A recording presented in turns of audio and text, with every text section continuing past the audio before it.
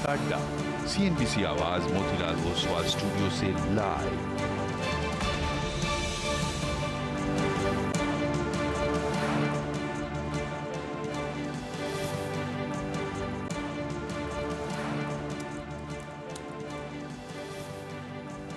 नमस्कार, CNBC आवाज Motilal Oswal studios में आप सभी का स्वागत है। आखिरी 1.5 घंटे का कारोबार और बाजार ने पकड़ी है खूब रफ्तार।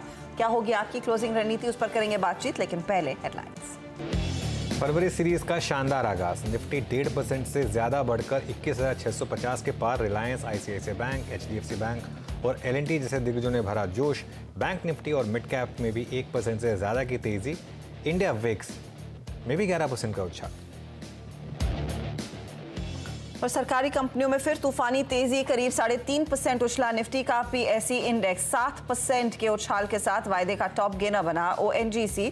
वहीं REC PFC में भी 5% से ज्यादा की बढ़त। आज NBFC, सीमेंट और कैपिटल गुड्स शेयरों में भी तेजी का जोर। बाजार की तेजी में रिलायंस इंडस्ट्रीज का सबसे बड़ा योगदान, 6% से ज्यादा के उछाल के साथ लाइफ टाइम हाई पर पहुंचा share. Market cap 19 lakh crore के पार। और अदानी ग्रुप शेयरों में भी जोरदार खरीदारी। अदानी एंटरप्राइजेज में 6% का दिखा उछाल।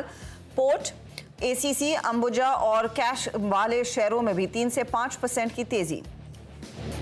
कमजोर नतीजों के बाद AU स्मॉल फाइनेंस बैंक में तेज गिरावट, करीब 10% गिरकर बना वायदा का टॉप लूजर। तीसरी तिमाही में बड़े NPA ने बढ़ाई बाजार की फिक्र। SBI कार्ड भी 5-6% नीचे। हाई क्रेडिट कॉस्ट और कम रिवॉल्वर रेट्स ने बढ़ाई फिक्र।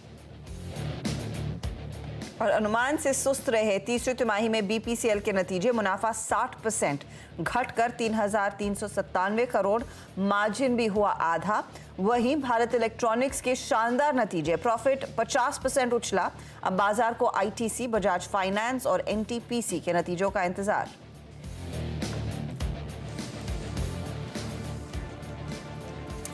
Good afternoon. और हर्षदा वीरो में रहेंगे अगले 1.5 घंटे आपके साथ। और मार्केट के लिए वाकई में एक गुड आफ्टरनून। शानदार मोमेंटम, 380 पॉइंट की रैली निफ्टी में, मतलब एक गैप अप के बाद भी निफ्टी में करीब 300 पॉइंट की और रैली उसके बाद।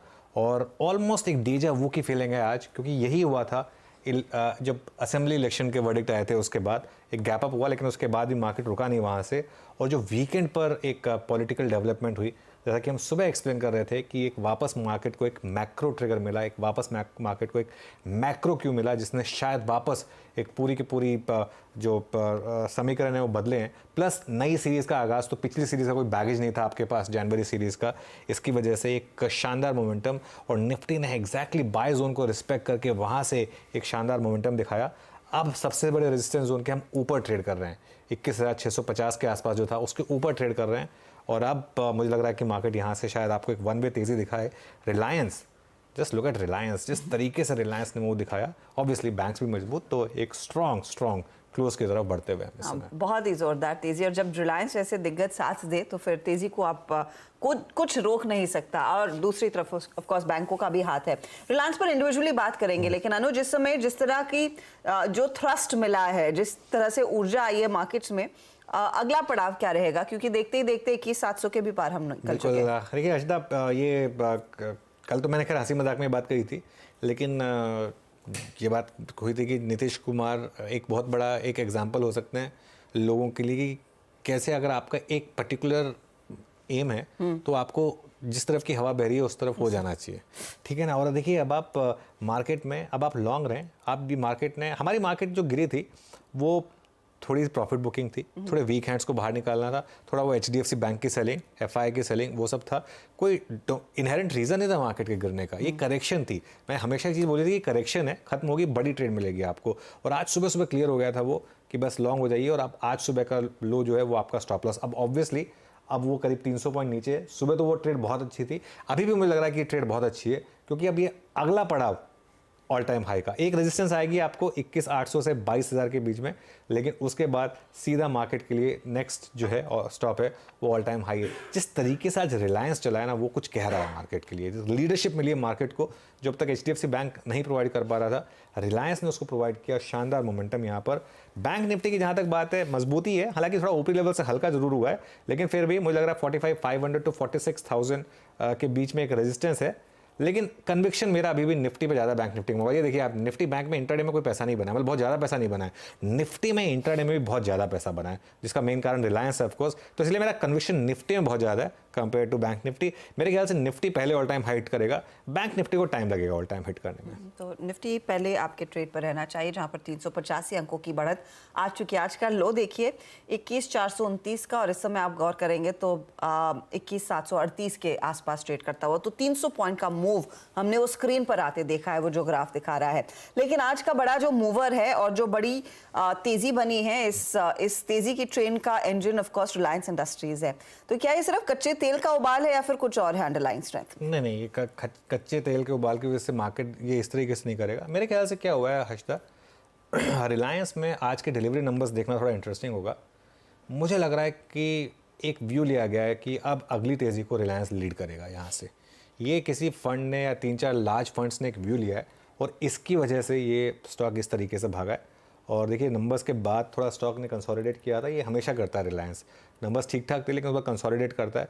लेकिन आज ये पूरी की पूरी तेज़ी उस स्क्रीन पर आई है, ऐसा नहीं है कि कोई गैप अप हो गया उसके बाद से। इंट्राडे में लास्ट टाइम रिलायंस कब भागा था 7%, मुझे याद नहीं है। मेरे ख्याल से जब पहली बार वो जियो को जब उन्होंने मोनेटाइज करने के लिए जब फेसबुक लेकर आए थे, उस दिन जिस तरीके से रिलायंस भागा था, आज इंट्राडे में उस तरीके का मूव है। और एक महीने में 12% का मूव रिलायंस ने, मुझे तो याद नहीं, मुझे लगता नहीं इसका तेल से कुछ लेना देना है हर्षदा। ये क्लियर करिए, तो कॉन्ग्लोमरेट है बेसिकली। इसका ज़्यादातर वैल्यूएशन तो अब न्यू बिजनेसेस से आता है। मेरे ख्याल से मार्केट ने एक व्यू लिया है कि अब रिलायंस यहाँ से चलने के लिए तैयार है। रिलायंस यहाँ से चलने को तैयार, और इस पर आगे डिटेल में बातचीत भी करेंगे कि आपने क्या रणनीति अपनानी है। ध्यान रहे हमारी तरफ से डिस्क्लोजर, हम इस पर बस एक पर्सपेक्टिव दे रहे हैं कि मार्केट में एक्शन क्या हो रहा है। यहाँ पर अगर आप कोई ट्रेड इंडिपेंडेंट एडवाइजर से ज़रूर बात करें। चलिए अब हमारे जानकारों को जोड़ना शुरू करेंगे, लेकिन उससे पहले वीरू, रिलायंस और ओएनजीसी के बियॉन्ड कुछ दिखा स्क्रीन पर? बिल्कुल, इसमें कुछ नहीं हर्षदा कि रिलायंस एंड ओएनजीसी हर जगह इन्हीं दोनों की अगर आप देखें प्रेजेंस है। पहल जो बात अभी अनुज ने कही कि it's all about Nifty bank miss कर रहा है। निफ्टी बैंक का आज का इंट्राडे हाई एग्जैक्टली हर्षदा अगर आप देखें पॉइंट टू पॉइंट एक्यूरेसी में 100 डे एक्सपोनेंशियल मूविंग एवरेज रहा, वहीं से इसने कर्व ले लिया। बट मैं अभी देखूँ ना, कुछ देर से मेरे को एक चीज़ नज़र आ रही है जिस पे क्लोजिंग पर आपको नज़र रखनी है कि कौन सा वो स्टॉक है जो इस क्लस्टर से आपको बाहर निकाल सकता है data wise. It's state bank of India. मेरे स्क्रीन पे भाव है 628 रुपये करीब 65 पैसे। हर्षदा, मैं इस प्राइस पे एग्जैक्टली इसको कोट कर रहा हूँ। इसके स्टैट्स, इसकी पुट राइटिंग और इसके कॉल्स के स्टैट्स मेरे को इस वक्त इम्प्रेस कर रहे हैं। स्टॉक आज लगभग आप समझ लीजिएगा एक अंतराल के बाद, यानी करीब 16 जनवरी के बाद first time 20 day exponential moving average के ऊपर कमांडिंग पोजीशन में है। तो लगभग 628 पे एसबीआई को मैं फर्स्ट टाइम आई थिंक यहाँ पे मेंशन कर रहा हूँ। उसके बाद जिन स्टॉक्स में अच्छा खासा मूव है, जिनमें मूव अच्छे हैं, उसमें एक LIC हाउसिंग फाइनेंस, ये सुबह भी मैंने पिक किया था करीब 598 पर, और मैं अभी भी कह रहा हूँ कि यहाँ पे जो OI एडिशंस हैं, सीरीज के पहले दिन का OI एडिशन बहुत ही महत्वपूर्ण होता है, मायने रखता है। आज ये स्टॉक अपने इस दौर के, मतलब आप समझ लीजिएगा कि दिसंबर 2017 के बाद के अब तक के सबसे हाईएस्ट क्लस्टर पे ट्रेड करता हुआ, एक इस पे नजर रखिएगा। LIC हाउसिंग फाइनेंस के बाद जिस स्टॉक में काफी अच्छा खासा मूव नजर आ रहा है, that's Tata Motors. Fresh strength, मतलब कुछ थोड़ा सा बैकफुट पे आया था, इसने कंसोलिडेशन दिखाया विद नेगेटिव बायस, लेकिन आज 838 पे हर्षदा ये ऑल टाइम हाई ट्रैजेक्टरी पे एक बहुत ही खूबसूरत फ्लैग का ब्रेकआउट है। तो ये 3 एक स्टॉक्स मेरे जहन में आ रहे हैं, बट स्पेशली मेरी नज़र रहेगी टाटा मोटर्स पे एट 838 और state bank of India Harshada, इस पर नजर रख के चलेंगे एट 628 हर्षदा। जी हाँ, और स्पीच रिकॉर्ड हाइस पर दरअसल रिलायंस इंडस्ट्रीज का शेयर पहुंचता हुआ 2020 के बाद सबसे बड़ा इंट्राडे मूव ये स्टॉक दिखा रहा है। RIL ऑफ कोर्स अब 7% ऊपर आ चुका है, लेकिन दूसरे कुछ ट्रेंडिंग काउंटर्स आपकी स्क्रीन पर लेकर आएंगे, जहां पर आज पूरा मोमेंटम तेजी का बनता हुआ। ONGC और रिलायंस वो बड़ी स्टोरी है आज। ONGC 8% से ज्यादा का इजाफा दिखाता हुआ 52 वीक हाई पर है ये, और ये 2900 की तरफ तेजी से बढ़ रहा है रिलायंस इंडस्ट्रीज का शेयर। अदानी एंटरप्राइजेज में 6% का गेन, तो वहां कोल इंडिया भी 4-4.5% की तेजी पर है। REC और PFC में तेजी का सिलसिला फिर जोर पकड़ता हुआ 6% का इजाफा इधर। MCX आज 5.25% की तेजी जोड़ रहा है, और HPCL में भी करीब 6% का उछाल इस समय हम स्क्रीन पर देख रहे हैं। जो नहीं चला है उसमें है सिप्ला, करीब 3% तक का दबाव इधर। ITC नंबर्स का इंतजार है, फ्लैट है स्टॉक। बजाज ऑटो आधा % तक नीचे और एलटीआई माइंट्री में भी हम देख रहे हैं करीब करीब 1% के नुकसान के साथ कारोबार है। एयू स्मॉल फाइनेंस बैंक आज का सबसे बड़ा एक्सीडेंट है, नंबर्स के बाद खूब पिटा है काउंटर, 10.5% का नुकसान इधर। एसबीआई कार्ड के नंबर से भी निराश है मार्केट। वहीं यूबीएल और एसआरएफ की ध्यान रखिएगा, कल नतीजे आने वाले हैं और उससे पहले वो स्टॉक करीब 1% करेक्शन दिखा रहा है। यूबीएल में भी करीब 1-1.5% तक का नुकसान देखने को मिला है। तो ये है फिलहाल आपके लिए मार्केट का अब तक का हाल। लेकिन ऐसे में आपकी क्या रणनीति होनी चाहिए, किन ट्रेड्स पर फोकस करें, किन को रहने दें, इस सब पर बातचीत होगी। हमारा पैनल हमारे साथ एकदम तैयार है। फंडामेंटल्स के लिए हम बात करेंगे शरद अवस्थी से, टेक्निकल कॉल्स पर प्रकाश गाबा, मानस जायसवाल, शिल्पा राउत, राजेश सातपुते और जतिन गेडिया है। इनसे डिटेल में बातचीत होगी। 2:15 बजे दिग्गज स्टॉक रिलायंस इंडस्ट्रीज में क्या कुछ हुआ है उस पर बात होगी।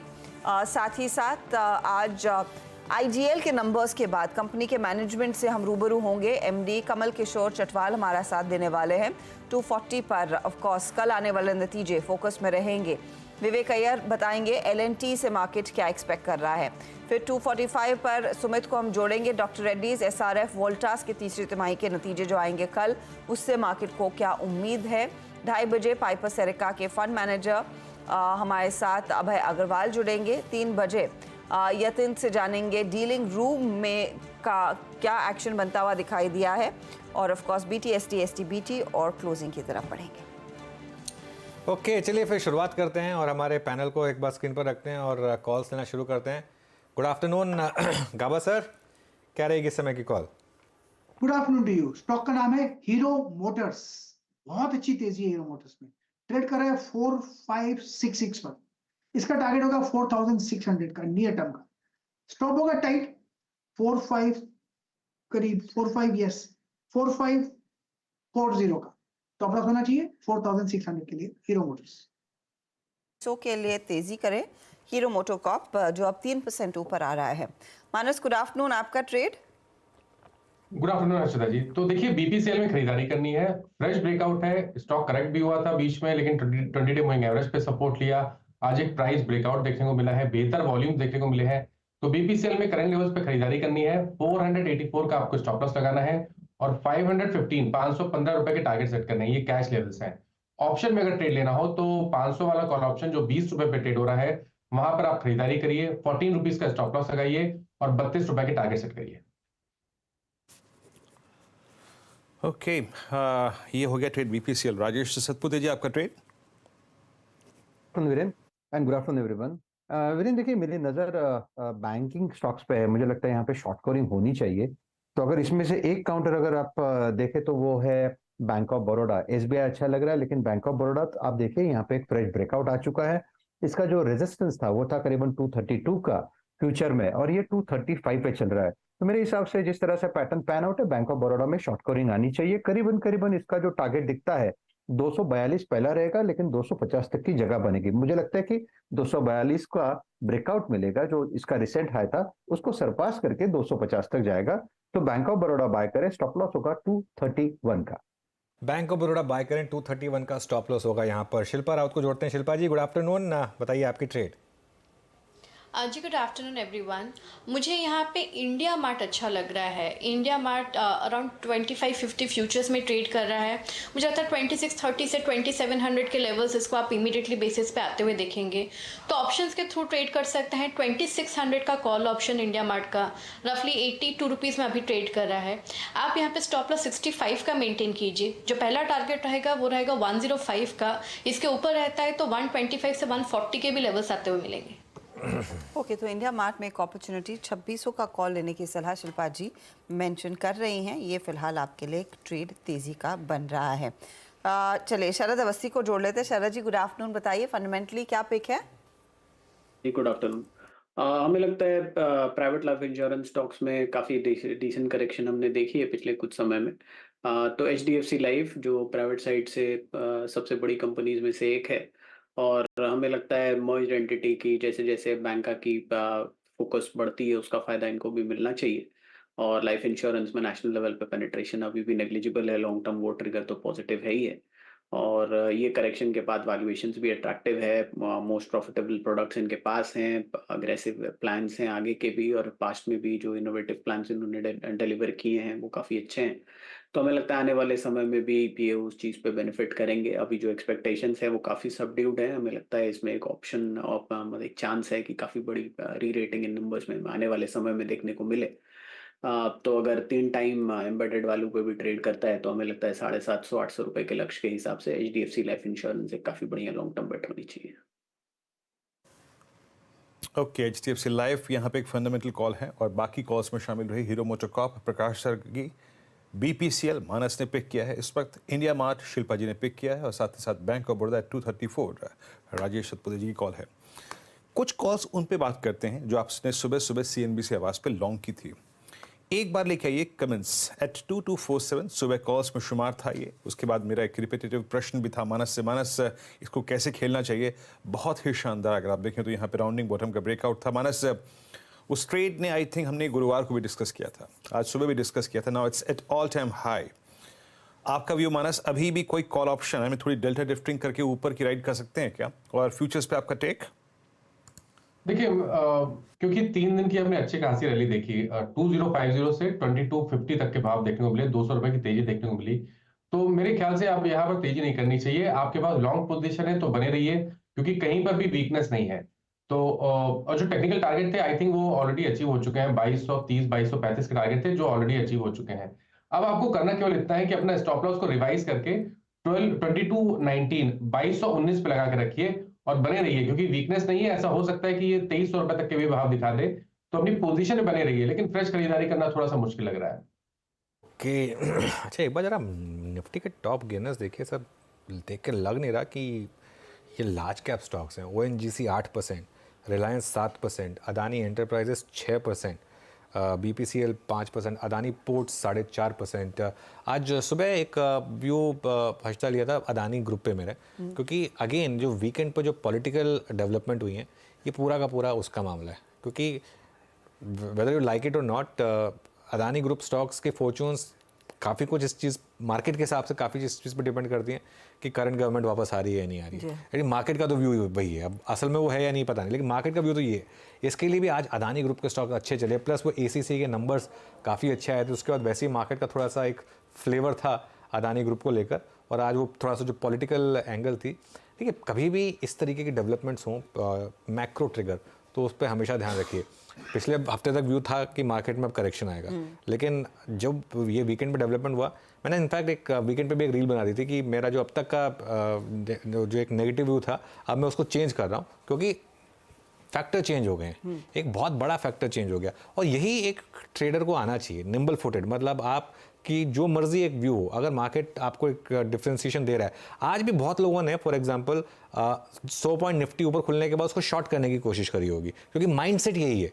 वो माइंडसेट काम करता है जब आपकी कॉन्ट्रैक्टिंग मार्केट हो, लेकिन जब मार्केट में ट्रेंडिंग मार्केट हो, इस तरीके का कोई आपको ट्रेंड दिखाई दे, इस तरीके का कोई फैक्टर दिखाई दे, उसमें फिर आप 100 पॉइंट ऊपर भी लें तो कोई दिक्कत नहीं है। जैसा आपने कहा ना, स्क्रीन पर 300 पॉइंट की रैली हुई है, ठीक है, 80-90 पॉइंट ऊपर खुला था, क्या फर्क पड़ता है, उसके बाद इंटरडे में रैली हुई है। शरद जी, अदानी ग्रुप स्टॉक्स कुछ समझ में आ रहा है आपको, यहाँ से कुछ लेना है यहाँ पर? देखिए, अडानी पोर्ट मुझे लगता है लॉन्ग टर्म के लिए अभी भी बढ़िया बेट हो सकती है। बाकी स्टॉक्स में अनलेस एंड अनटिल आपका व्यू थोड़ा लॉन्ग टर्म है, वहां पे पैसा बनना थोड़ा सा मुश्किल है। क्योंकि नीचे जो करेक्शन आई थी उसके बाद लगभग ज़्यादातर जो लोअर प्राइसेस थे उसको वो वापस वहाँ पे आ गए। तो मुझे लगता है एक अडानी एंटरप्राइजेज और एक अगर बड़ी कैपेक्स या रिवाइवल के हिसाब से आपको एक बेट लेनी हो, तो मुझे लगता है अडानी विल्मर में जो कैपेसिटीज हैं उनके पास वो काफ़ी बड़ी हैं। थोड़ा टाइम लगेगा, जैसे जैसे वो अपने डिस्ट्रीब्यूशन रीच को एनहांस करते हैं, मुझे लगता है वो एक सरप्राइज पैकेज हो सकता है। तो अगर मुझे बेट करना हो तो मैं या तो अडानी एंटरप्राइजेस पे बेट कर अडानी पोर्ट्स पे बेट करूंगा, या फिर अडानी विल्मर पे। दोनों में मुझे लगता है कि अपसाइड काफी डिसेंट आनी चाहिए लॉन्ग टर्म में। यहाँ पर एक बड़ी अपॉर्चुनिटी क्लियरली अदानी पोर्ट में साफ दिखाई दे रही है। देखिए, आज की बड़ी मूव्स तो वो दिग्गज काउंटर्स ही हैं, और उस पर यतिन आएंगे और आपको बताएंगे कि क्या कुछ अलग अलग ट्रिगर पॉइंट्स रह सकते हैं इस पूरी तेज़ी के पीछे। लेकिन इस घंटे जो एक स्टॉक अच्छा मूव दिखाना शुरू कर चुका है, वो आप देखिएगा बीपीसीएल में बात करते करते 1% और तेज़ी आ गई है। इस पर मानस ने एक पर्सपेक्टिव दिया था। ओवरऑल ऑयल मार्केटिंग कंपनियों में हमने जो नंबर्स देखे थे वहां पर कुछ मुनाफा वसूली जरूर हुई थी, कुछ नरमी थी पिछले क्वार्टर से इस क्वार्टर में, लेकिन बीपीसीएल के नंबर्स पर आपका विश्लेषण क्या कहेगा शरद जी? कैलकुलेटेड जीआरएम करीब $13.3 प्रति बैरल है, मार्जिन थोड़े से एक शेड फीके हैं, हम 6.5% का एक्सपेक्ट कर रहे थे, 5.54% आया है, इबिटा और प्रॉफिट एक थोड़ा सा मिस जरूर है। देखिए क्वार्टरली नंबर्स में थोड़ा सा मिक्स है, बट मुझे लगता है जो ब्रॉडर सेंटिमेंट है वो रशिया में भी रिफाइनिंग कैपेसिटीज कम होने की वजह से लोकल लेवल पे भी और सिंगापुर के लेवल पे भी मुझे लगता है जीआरएम्स में सब्सटैंशियल इंप्रूवमेंट है। प्लस तीनों एमसीज में बीपीसीएल में कुछ ईपीसी एसेट्स भी हैं, तो ईएनपी एसेट्स भी हैं, तो उसका फायदा इनको मिलना चाहिए। इसलिए मुझे लगता है बीपीसीएल और वैल्यूएशन अगर आप देखें तीनों ही कंपनीज में अभी भी तो ऐसा नहीं है कि बहुत स्ट्रेच्ड हैं, मेरे हिसाब से सब 7-8-9 के मल्टीपल पे ही अवेलेबल हैं। थोड़ा बहुत नंबर्स में अगले साल डाउन वो आ सकता है कट, लेकिन उसके बावजूद भी मुझे लगता है जो नंबर्स हैं उसके हिसाब से कंपनीज अभी भी अट्रैक्टिव वैल्यूएशन पे हैं। तो मुझे लगता है यहाँ से भी तीनों कंपनीज में अगर आप ग्रॉस लेवल पर भी पकड़ के चलें तो 10-15% की और अपसाइड तो आपको मिलनी चाहिए। बात करते हैं मार्केट के सबसे बड़े स्टॉक की। जी हाँ, रिलायंस इंडस्ट्रीज। एक बार निफ्टी का कंट्रीब्यूशन लेकर आइए और उसमें आपको फिर समझ में आएगी अहमियत जो आज के रिलायंस के स्टॉक की है। 144 पॉइंट, जी हाँ 144 पॉइंट कंट्रीब्यूशन अकेले रिलायंस इंडस्ट्रीज़ की वजह से यहाँ पर आपको आते हुए दिखाई दे रही है, और एक शानदार मोमेंटम यहाँ पर। और आज के वॉल्यूम्स देखिए आप, करीब करीब 90 लाख शेयर्स, मतलब आप सपोज़ करिए हम करीब करीब 2700 करोड़ के करीब का वॉल्यूम कर चुके हैं। अब इसमें से कितनी डिलीवरी मार्क होती है कितनी नहीं, ये भी काफ़ी इंटरेस्टिंग होगा, लेकिन मोमेंटम काफ़ी शानदार है यहाँ पर इस समय रिलायंस इंडस्ट्रीज़ में। इस पर एक 360 डिग्री एक एनालिसिस करते हैं। मानस, टेक्निकली अब रिलायंस में क्या लेवल होंगे वॉच आउट करने के लिए? अनुज जी देखिए, इस मंथ की स्टार्टिंग में जब रिलायंस ने 2650 का एक बहुत ही अहम रेजिस्टेंस ब्रीच किया था, तभी भी मैंने मेंशन किया था कि यहाँ से निफ्टी को भी रिलायंस लीड कर सकता है और कम से कम 3150 तक के भाव देखने को मिल सकते हैं। तो एक छोटा सा पुल बैक भी देखने को मिला, उस पुल बैक में भी 20 डे मूविंग एवरेज के नीचे रिलायंस नहीं गया, और अब के आज के मूव को तो देख के लग रहा है कि बिल्कुल तैयार है अभी 3150 के लेवल्स को टेस्ट करने के लिए। तो आई थिंक करंट लेवल से भी 200-250 पॉइंट की तेजी तो बिल्कुल देखने को मिल सकती है। तो कभी भी कोई करेक्शन देखने को मिले तो खरीदारी करने की राय रहेगी। और अब मेरे ख्याल से 2800 रुपए एक बहुत ही अहम सपोर्ट हो जाएगा, तो 2800 के नीचे स्टॉप लॉस लगा के करंट लेवल्स पे खरीदारी की जा सकती है। कभी कोई डिप मिले तो भी खरीदारी करिए। सबसे पहले 3025 और उसके बाद 3150, ये आपके टारगेट्स रहेंगे रिलायंस के लिए। बिल्कुल, रिलायंस पर ये रहेगा आपका व्यू। एक शरद जी, फंडामेंटली एक व्यू हो जाए रिलायंस पर, सबसे बड़ा स्टॉक मार्केट का ऑब्वियसली, लेकिन किस तरीके से आज मूव किया ये? बिल्कुल, काफी टाइम से सबड्यूड रहा है, बहुत ज्यादा मूवमेंट नहीं हुई थी। उसके बाद मेरे हिसाब से पिछले महीने 1.5 महीने से फाइनली थोड़ी फैंसी आई है वापस। जियो वाले डीमर्जर के बाद, जियो फाइनेंस के डीमर्जर के बाद कोई खास मूवमेंट हमने नहीं देखी थी, बट अब मेरे हिसाब से जो मेजर 3 सेगमेंट्स हैं वो पॉजिटिवली सेटअप हो रहे हैं। जियो में हम ये उम्मीद कर रहे हैं कि अगले साल में आपको थोड़ा बहुत आरपू में भी इंप्रूवमेंट दिखेगा, जो काफी टाइम से ड्यू है। प्लस जो बजट फोन्स वगैरह लॉन्च किए उसका फायदा होना चाहिए। एफटीटीएच और एयर फाइबर की लॉन्च से आपकी जो टोटल ग्रॉस आरपूज है उसमें भी इंप्रूवमेंट आनी चाहिए। वहाँ पे पेनिट्रेशन बढ़ाने का बहुत स्कोप है मेरे हिसाब से, क्योंकि हार्ड टू रीच एरियाज में अभी भी फाइबर ऑप्टिक केबल की अवेलेबिलिटी इवन सिटीज के आउटस्कर्ट्स में नहीं है, विलेजेस तो बहुत दूर की बात है।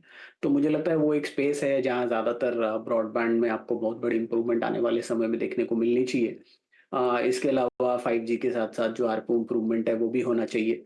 रिटेल में मेरे हिसाब से जो ग्रॉस एडिशंस हुई हैं इन टर्म्स ऑफ एरिया, वो काफ़ी स्ट्रॉन्ग है और काफ़ी स्ट्रॉन्ग प्रेजेंस है, वहाँ भी आने वाले समय में फ़ायदा होना चाहिए। तो जैसे जैसे ये सारा इंटीग्रेशन प्ले आउट होता है वो काफ़ी पॉजिटिव होना चाहिए। उसमें ऐड कर लीजिए आपका ग्रॉस रिफाइनिंग मार्जिन्स में थोड़ी इंप्रूवमेंट जो सेंटिमेंट में है, तो मुझे लगता है रिफाइनिंग वाला सेगमेंट भी ठीक ठाक करना चाहिए।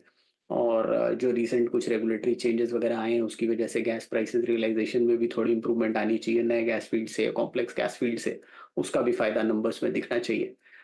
इसके अलावा अगर कोई लिस्टिंग वगैरह की न्यूज़ कंपनी अनाउंस करती है तो वो एडेड बेनिफिट है। तो मुझे लगता है अभी भी हम लोग 3050-3100 रुपए के SOTP वैल्यूएशन लेके चल रहे हैं, और जो बड़ा किकर आ सकता है वो आपको न्यू एनर्जी वाले इन्वेस्टमेंट से आ सकता है। जहां कंपनी लगभग 750 बिलियन खर्च करने की बात कर रही है। मुझे लगता है जैसे जैसे वो अनाउंसमेंट पे और क्लैरिटी आती है, वो एक नया ट्रिगर हो सकता है कंपनी के लिए, खासकर जो न्यू एनर्जी वाला पूरा सेगमेंट है। अभी भी मेरे हिसाब से वैल्यूएशन में उसको बहुत ज़्यादा इंपॉर्टेंस नहीं दी जा रही है, और सोलर वगैरह में काफ़ी जल्दी ये कैपेक्स वगैरह चालू हो जाना चाहिए। तो जैसे जैसे वो चालू होता है, मुझे लगता है वो एक एडिशनल किकर हो सकता है। बट इनिशियली हम 3050-3100 रुपए के टारगेट्स लेके चल रहे हैं। तो एक अच्छी खासी अपॉर्चुनिटी यहाँ पर क्लियरली बनती हुई साफ दिखाई दे रही है, और एक बड़ा मूव दरअसल आरआईएल में साफ बनता हुआ दिखाई दिया, 7% ऊपर इस समय अकाउंट। तो रिलायंस, ओएनजीसी, ऐसे कई स्टॉक्स हैं जो काफ़ी एक्टिव हैं आज, और यतन हमारे साथ हैं कुछ और यहाँ पर डिटेल स्प्रिंकल करने के लिए। बिल्कुल। देखिए हर्षदा, जो मार्केट का मोमेंटम है आज ऑब्वियसली रिलायंस और ओएनजीसी की वजह से, और रिलायंस इंडस्ट्रीज की स्पेसिफिकली बात करें तो स्टॉक रिकॉर्ड लेवल्स पे। इनफैक्ट जियो फाइनेंशियल्स के डीमर्जर के बाद की अगर आप प्राइसिंग देखें तो उस प्राइसिंग के भी ऊपर ये शेयर आपको दिखाई पड़ रहा है। ग्रुप की मार्केट कैप 20 लाख करोड़ और रिलायंस इंडस्ट्रीज की मार्केट कैपिटलाइजेशन आज 19 लाख करोड़ के पार जाती हुई नजर पड़ी है आपको। और 25 साल में आज का जो मूवमेंट है वो हाईएस्ट इंट्राडे मूव है 25 टाइम्स का। तो अगर हम रिलायंस की हिस्ट्री देख लें 25 साल की, तो जो टिपिकली साल में एक बड़ा मूव आता है, वो एक बड़ा मूव आज के सत्र में आपको दिखाई पड़ रहा है। तो क्लियरली वो लिहाज से भी इंट्राडे में आप देखें कि काफी अच्छा जबरदस्त मोमेंटम है। 1 लाख करोड़ से ज्यादा का मार्केट कैपिटलाइजेशन आज ऐड हुआ है, और निफ्टी में अगर हम देखें तो 100 पॉइंट से ज्यादा का कंट्रीब्यूशन। और सबसे बड़ी रैली अगर आप देखें रिलायंस इंडस्ट्रीज में तो 2020 सितंबर के बाद की बड़ी रैली आज बनती हुई दिखाई पड़ रही है। तो मल्टी ईयर का मोमेंटम और मल्टी ईयर का ब्रेकआउट आपको आज रिलायंस इंडस्ट्रीज में दिखाई पड़ रहा है। और ऑब्वियसली उसकी वजह से जियो फाइनेंशियल, क्योंकि 6% ट्रेजरी शेयर्स वहां भी बैठे हुए हैं, तो वो भी स्टॉक में मोमेंटम दिख रहा है। ओएनजीसी की बात करें तो ऑब्वियसली क्रूड एक बड़ा फैक्टर है, $85 के आसपास क्रूड जाता हुआ दिखाई पड़ रहा है, तो वो एक बेनिफिट ओएनजीसी को मिल रहा है। केजी बेसिन में जो डीप ऑफशोर ब्लॉक है वहां प्रोडक्शन शुरू हो गया है, और वो ब्लॉक की वजह से 11% की प्रोडक्शन में वृद्धि आएगी साल दर साल बेसिस पे। और ओएनजीसी का टारगेट है कि आगे जाके 15 से 20% का जो प्रोडक्शन है उसको कैसे बढ़ाया जाए। तो ऑयल एंड गैस प्रोडक्शन के हिसाब से यहां भी आपको फिर से एक बार फंडामेंटल साइड पे मोमेंटम दिखाई पड़ रहा है। और ऑब्वियसली अदानी एंटरप्राइज जैसे लार्ज कैप यूएस फोकस में, क्योंकि यहाँ एक कैंटर करके ब्रोकरेज फर्म है, इनका इनिशिएटिंग कवरेज आया है 4400 रुपए के आसपास के टारगेट के साथ। तो अगर हम ये 3 बड़े स्टॉक्स देखें तो सभी के सभी मोमेंटम में दिखाई पड़ रहे हैं। जी हाँ, 3 बड़े स्टॉक्स सभी के सभी स्ट्रॉन्ग मोमेंटम में। अदानी एंटरप्राइजेस, ओएनजीसी और रिलायंस मेरे स्क्रीन पे इस वक्त। आप यकीन मानिए अगर मैं ऑप्शंस के सेट्स देखूं तो अभी भी बहुत स्ट्रॉन्ग मूव। 2896 जब इस मतलब हम इस सेशन की भाव कॉपी देख रहे थे तो 2 बड़े कॉल राइटर्स थे, 2800 पे और 2900 पे। शिल्पा जी से एक व्यू यहाँ पे ये लेते हैं। शिल्पा जी, अब इतने बड़े मूव के बाद अमूमन कॉल राइटर्स आते हैं, उनकी दिक्कतें होती हैं। आई मीन वो बड़े प्रीमियम्स को खाने की कोशिश करते हैं। अब 2900 का कॉल राइटर भी ट्रैप है। मैं कुछ देर से विटनेस कर रहा हूँ 2900 की कॉल में शॉर्ट कवरिंग। एक बार डायरेक्टर साहब प्रीमियम रखेंगे स्क्रीन पे, थोड़ा सा स्लाइटली आउट ऑफ मनी खेलना चाहिए क्या किसी कॉल में? मैं आपका पर्सपेक्टिव जानना चाहूँगा। जी बिल्कुल वीरेंद्र जी, आज ही रिलायंस में हमने 3000 का कॉल ऑप्शन मैंने रेकमेंड किया था 19 रुपये में, जो रफली अभी 59 हो ही गया है। तो अभी भी अगर किसी को प्ले करना है एक फ्रेश 3000 का, अगर आप कॉल में अभी भी आप काम करना चाहें कर सकते हैं। आप यहाँ पे स्टॉप लॉस 30 रुपीज़ का अभी मेंटेन कर सकते हैं। मुझे लगता है क्योंकि पोजिशनली टारगेट रिलायंस का मुझे लगता है 3150 से 3200 है, तो यहाँ पे भी आपको ये टूवर्ड्स 85 से 100 एंड 100 प्लस भी आपको टारगेट दिखा सकता है। क्योंकि ऑलरेडी मूव आ गया है तो 30 का टाइट स्टॉप लॉस मेंटेन कीजिए। अदानी एनर्जी सॉल्यूशंस के नंबर्स आपकी स्क्रीन पर इस समय दिखाई दे रहे हैं, और इनकम बढ़ी है 3552 से बढ़कर 4563 करोड़। ये इस समय आपको कंसोलिडेटेड इनकम का फ्लैश दिखाई देगा स्क्रीन पर। नेट प्रॉफिट में देख रहा था कि थोड़ा सा हल्का सा कम हुआ है यहाँ पर, लेकिन हमारा फ्लैश अटक गया है शायद एक इनकम पर। लेकिन ऑपरेटिंग प्रॉफिट हल्का सा बढ़ा है, और एबिटा 1478 करोड़ से बढ़कर आया 1527 करोड़ पर। हालांकि शायद प्रॉफिटेबिलिटी में हल्का सा इम्पैक्ट है, लेकिन अच्छा मूव यहाँ पर अदानी एनर्जी सॉल्यूशंस में। ये मेरे ख्याल से इसका पहले नाम अदानी ट्रांसमिशन था, ये वो वाली कंपनी है, इसका नाम पहले अदानी ट्रांसमिशन हुआ करता था, अदानी एनर्जी सॉल्यूशंस इसका नाम है इस समय पर। इस पर कोई व्यू है क्या मानस? आपने अगर चार्ट देखा हो तो अदानी एनर्जी सॉल्यूशंस का, कैश मार्केट का स्टॉक है ये। बिल्कुल, मैं इसके चार्ट्स निकालने की कोशिश कर रहा हूँ, मेरे को अभी तक अदानी ट्रांसमिशन नहीं के नाम से पाए शायद हैं। दिखे आपको, पहले इसका नाम अदानी ट्रांसमिशन था। ओके, आई थिंक एक ओके ठीक है, मिल गए मेरे को चार्ट्स। तो देखिए आज स्टॉक 200 डे मूविंग एवरेज के ऊपर निकला है। बीच में हमने करेक्शन देखा था, 1250 से स्टॉक करेक्ट हुआ, 50 डे मूविंग एवरेज के आसपास सपोर्ट लिया। आज स्टॉक ने 20 डे मूविंग एवरेज को रीगेन किया है। मेरे ख्याल से अब ये अगर 1150 के ऊपर निकलेगा तो एक नए मूव में आपको 1250 के ऊपर के भी भाव देखने को मिलेंगे।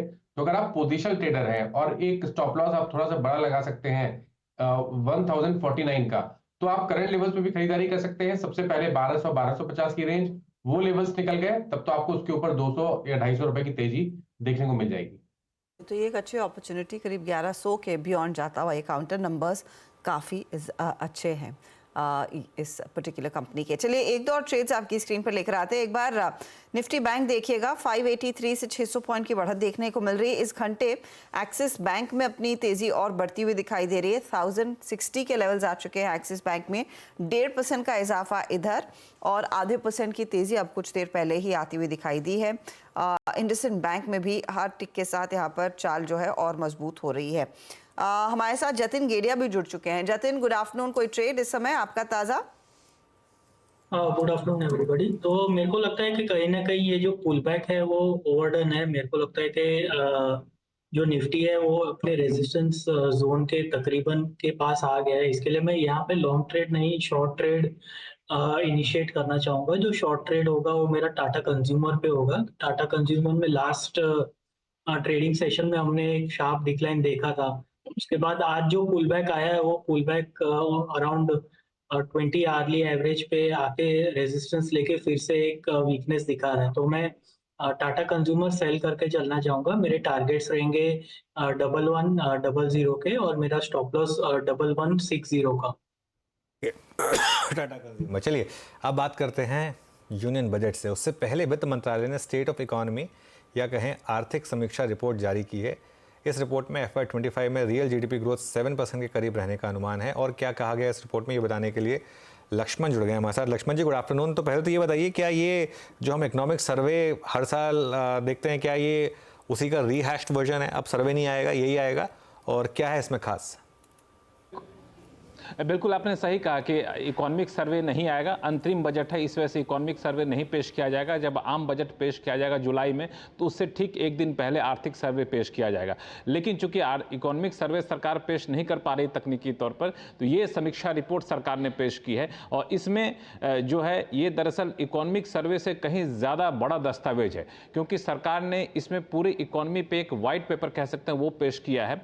और 10 साल पहले जो इकोनॉमी की हालात थी उसकी तस्वीर वहां पे रखी है, और 10 साल बाद यानी पिछले 10 साल में जो हालात बदले हैं उसकी तस्वीर पेश की है। या दूसरी भाषा में, राजनीतिक भाषा में, तो मोदी सरकार आने के बाद से किस तरीके से अर्थव्यवस्था की तस्वीर बदली है ये इसमें दिखाया गया है। उससे पहले क्या थी वो बताया गया है। इसमें 2-3 बातें काफ़ी महत्वपूर्ण है। पहली बात तो ये कही गई है कि चालू कारोबारी साल में 7% का ग्रोथ रेट या कहीं उससे ज़्यादा होने का अनुमान है।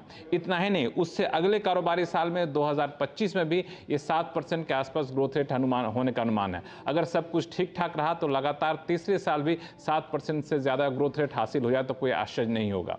दूसरी जो महत्वपूर्ण बात कही गई वो ये है कि अभी अगले 3 साल में 5 ट्रिलियन इकोनॉमी हम हासिल कर लेंगे और 2030 तक 7 ट्रिलियन इकोनॉमी का लक्ष्य हम लोग हासिल कर लेंगे और यहां तक भारतीय अर्थव्यवस्था पहुंच जाएगी, यानी पूरी तरह से विकसित हो जाएगी। इसमें 3 बड़े बदलाव हो रहे हैं। पहली बात कि जो अब तक हाइपर ग्लोबलाइजेशन का जमाना था वो अब खत्म हो चुका है, ग्लोबल मैन्युफैक्चरिंग का जमाना खत्म हो चुका है। तो इशारा यह है कि मेक इन इंडिया को बढ़ावा दिया जा रहा है, PLI स्कीम जैसी बातों का जिक्र किया गया है।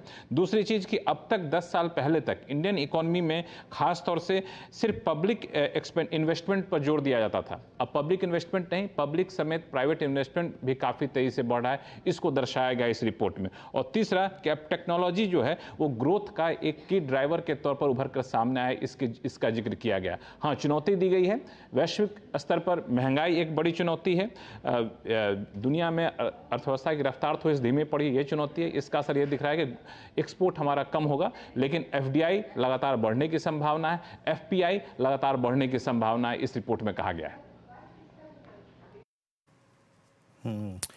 लक्ष्मण जी बहुत बहुत शुक्रिया इस रिपोर्ट की आर्थिक समीक्षा रिपोर्ट की तमाम बारीकियां एफपीआई एफडीआई बढ़ने का पीएलआई पे काफ़ी जोर और 7% से ऊपर है जीडीपी ग्रोथ का अनुमान है। बहुत बहुत शुक्रिया।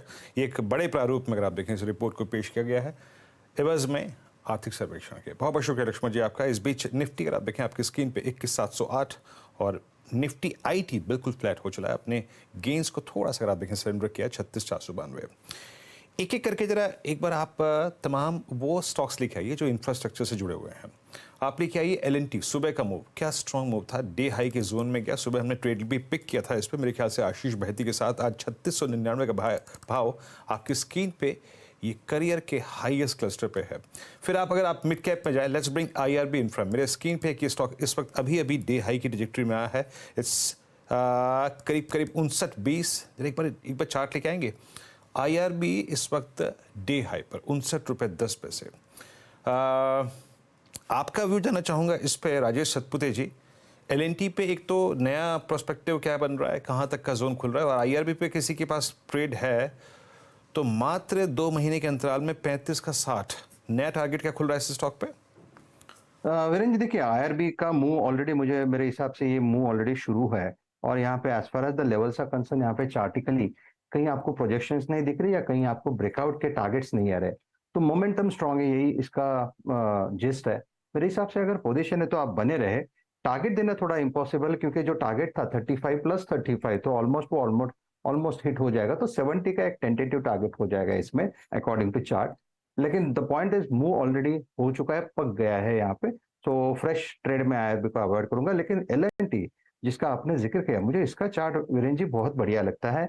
इनफैक्ट एलएनटी रडार पे है मेरे हिसाब से 3700 के बाद इसका जो नेक्स्ट टारगेट होगा वो 3850 होगा एंड प्रोबेबली 4000 का टारगेट को ये चेस कर रहा है। तो इसको ट्रेड कैसे करे, देखिए एलएनटी में आप 3740 का कॉल ऑप्शन करीबन 100-105 ये ट्रेजेक्टरी में मिलेगा। 102 चल रहा है फिलहाल, तो it's a buy in LNT 3740 call at 100, keep your stop loss at 80 and set your target for 150 plus. So L&T looks good to me। मुझे लगता है इनफैक्ट क्लोजिंग के चलते चलते यहाँ पे और मुंह मिलेगा। ओके, तो एलएनटी में ज्यादा तेजी के आसार और क्लोजिंग की तरफ जैसे जैसे बढ़ेगा ये अकाउंट है यहाँ पर और मोमेंटम आएगा। 3740 का कॉल आप लेकर चलें। अच्छा, एस्कॉर्ट्स आपकी स्क्रीन पर लेकर आते हैं।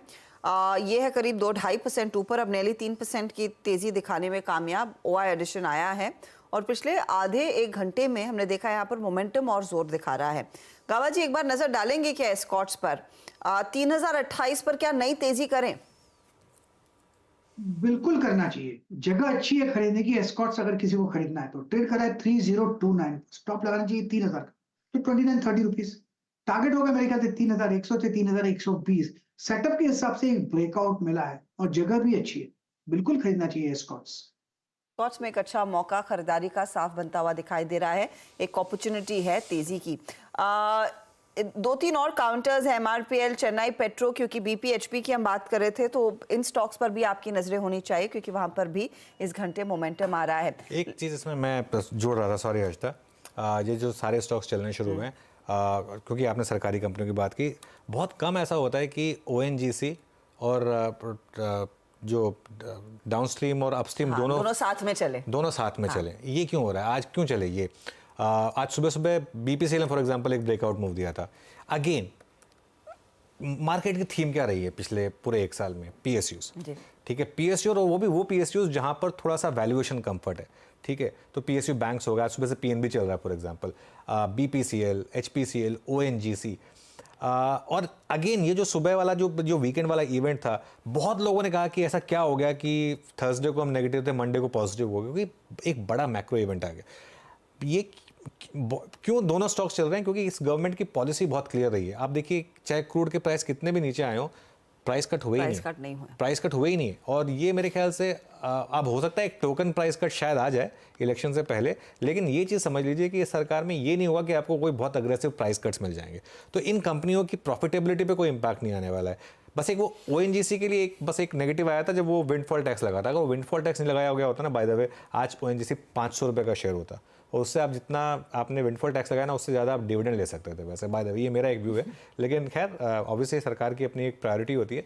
लेकिन ये एक कारण है कि जिस वजह से आज आपने वापस इस तरीके का मुंह देखा। और मेरे ख्याल से एक और फ्रेश अपमूव शुरू हुआ है अब CPSE और PSU स्टॉक्स में। यहाँ से मुझे लग रहा है एक और आपको फ्रेश स्विंग मिलेगी अब PSU स्टॉक्स में। इनफैक्ट डिविडेंड की आपने बात की तो 13 फरवरी को जब कंपनी के नतीजे आएंगे तो सेकंड इंटरिम डिविडेंड की भी घोषणा कंपनी करने वाली है, जहां पर पिछले साल वैसे भी करीब 11-11.25 रुपए का डिविडेंड दे चुके हैं, तो वो भी एक ट्रिगर पॉइंट है ONGC की इस तेजी के पीछे। चलिए अब बात करते हैं, ऑयल की तो बात कर ली, अब फोकस करते हैं गैस कंपनियों पर। और तीसरी तिमाही में IGL का जो मुनाफा है वो 27% दरअसल घटा है। एबिटा और मार्जिन दोनों में गिरावट देखने को मिली, हालांकि वॉल्यूम अनुमान के मुताबिक रहे।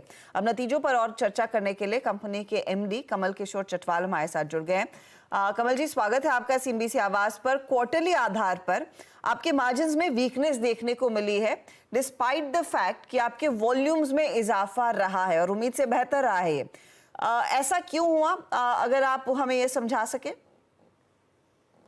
सबसे पहले तो आपके सभी दर्शकों को ए वेरी गुड आफ्टरनून। जैसे आप जानते हैं कि हमारे वॉल्यूम्स तो 4% बढ़े हैं, बट मार्जिन इम्पैक्ट की वजह से थोड़ा प्रॉफिटेबिलिटी में इम्पैक्ट आया है क्वार्टर ऑन क्वार्टर।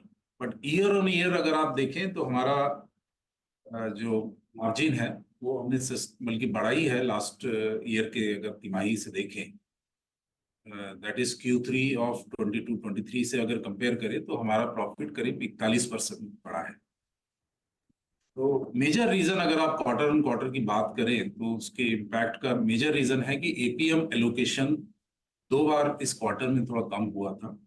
हालांकि हमने थोड़ा प्राइस में वृद्धि किया था 1-1 रुपए 2 बार करके, लेकिन वो पूरा का पूरा एब्जॉर्ब नहीं हो पाया था। तो हमारा जो मार्जिन 8.6 के लगभग पहुंच गया था पर एबिटा पर SCM, वो घट के 7.23 पे आ गया था ड्यू टू APM एलोकेशन कम होने की वजह से। और जैसे आप जानते हैं APM सबसे सस्ती गैस है आज के दिन में, तो उसके मेकअप करने के लिए हमें बाहर से RLNG खरीदना पड़ा और उस टाइम स्पॉट के प्राइसेस भी थोड़े हाई थे। उस वजह से ये थोड़ा सा हमें गैस कॉस्ट जो हमको पड़ती है उसके प्राइस में थोड़ी वृद्धि हुई थी, उस वजह से इसका थोड़ा बहुत इम्पैक्ट देखने को मिला। ओके चटवाल जी, गुड आफ्टरनून। Q4 के लिए जो प्राइस हाइक्स हैं इनसे क्या मार्जिन में इंप्रूवमेंट होगा, कितना होगा, और वॉल्यूम्स पर क्या टारगेट होगा Q4 के लिए? हाँ, वॉल्यूम की हमें अपेक्षा है कि वॉल्यूम जैसे 8.5 के लगभग है अभी, वो बढ़ के 9 मिलियन के आसपास आएगा। और जैसे हमने प्राइस इंक्रीज तो ले लिया है, तो मार्जिन का हमें थोड़ा सा इम्प्रूवमेंट की संभावना है। उस हिसाब से Q3 की तुलना में Q4 जरूर अच्छा हो। बट सर, क्योंकि प्राइसिंग गैस प्राइसेस काफ़ी वीक रही हैं, ऐसे में इस मार्जिन्स की ट्रेजेक्ट्री को मेंटेन करना आपके लिए पॉसिबल होगा? दैट 15.9% मार्जिन्स की ट्रेजेक्ट्री आने वाले कुछ क्वार्टर्स में सस्टेन कर पाएंगे आप?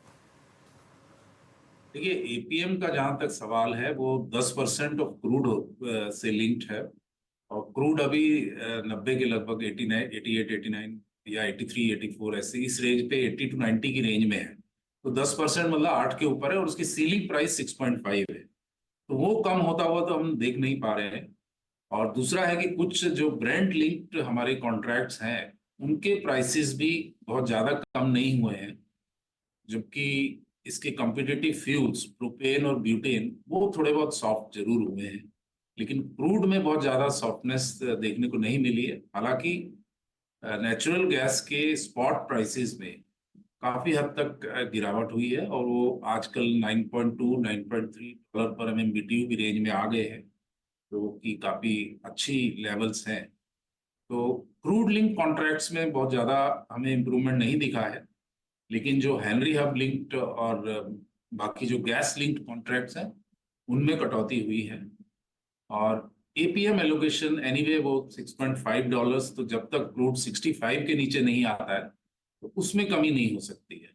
और अभी क्रूड ऑलरेडी 80s की रेंज में 80 to 90 के बीच में चल रहा है, तो उसमें तो कोई कमी हम देखते नहीं। चटवाल साहब, एक और मुद्दा जिस पर आपकी पहले भी राय हम लेना चाहते रहे हैं कि ये जो दिल्ली सरकार ने स्टांस लिया कि वहाँ पर पब्लिक ट्रांसपोर्ट लार्जली इलेक्ट्रिक गाड़ियों का ही होना चाहिए। उसके बाद आपने कहा था बिजनेस पर इम्पैक्ट नहीं रहेगा क्योंकि आप अपने कारोबार को डाइवर्सिफाई कर रहे हैं, आप कुछ इलेक्ट्रिक चार्जिंग इंफ्रा भी लगाएंगे। तो क्या आप हमें अंदाजा दे पाएंगे कितना इन्वेस्टमेंट होगा इस इलेक्ट्रिक चार्जिंग इंफ्रा में इन द कमिंग ईयर या कमिंग क्वार्टर्स?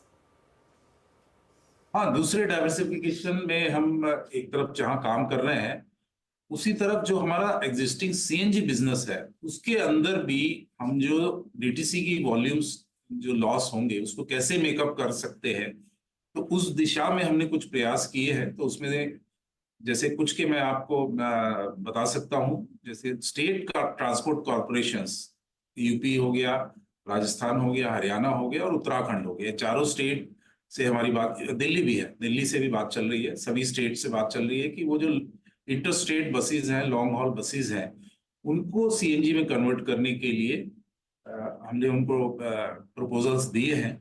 तो इसमें कुछ में हमें कामयाबी मिली है। उत्तर प्रदेश से हमें 60 बसों का कुछ एक उन्होंने ऑर्डर किए हैं, उत्तराखंड ने 45 और बस ऐड की हैं। सिमिलरली राजस्थान में करीब 20 बसों का उन्होंने एक पायलट करके देखने के लिए उनकी तरफ से आदेश हुआ है कि पहले वो 20 बस को कन्वर्ट करके देखना चाहते हैं कि उनकी रनिंग कॉस्ट कैसे आती है।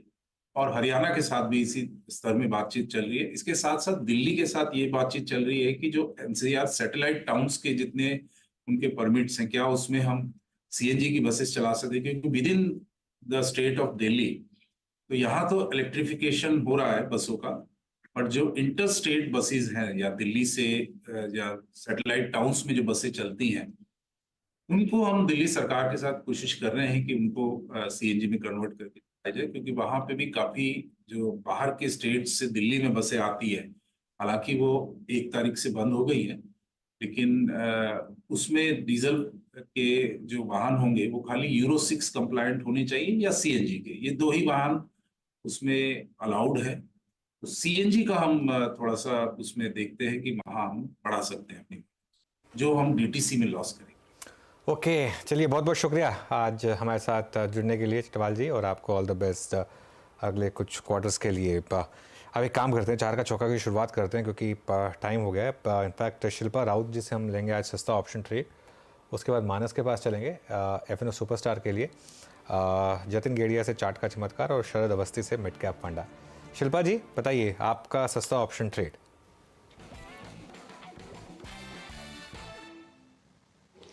जी अनुज जी, सस्ता ऑप्शन मेरा अभी गोदरेज प्रॉपर्टीज़ में रहेगा।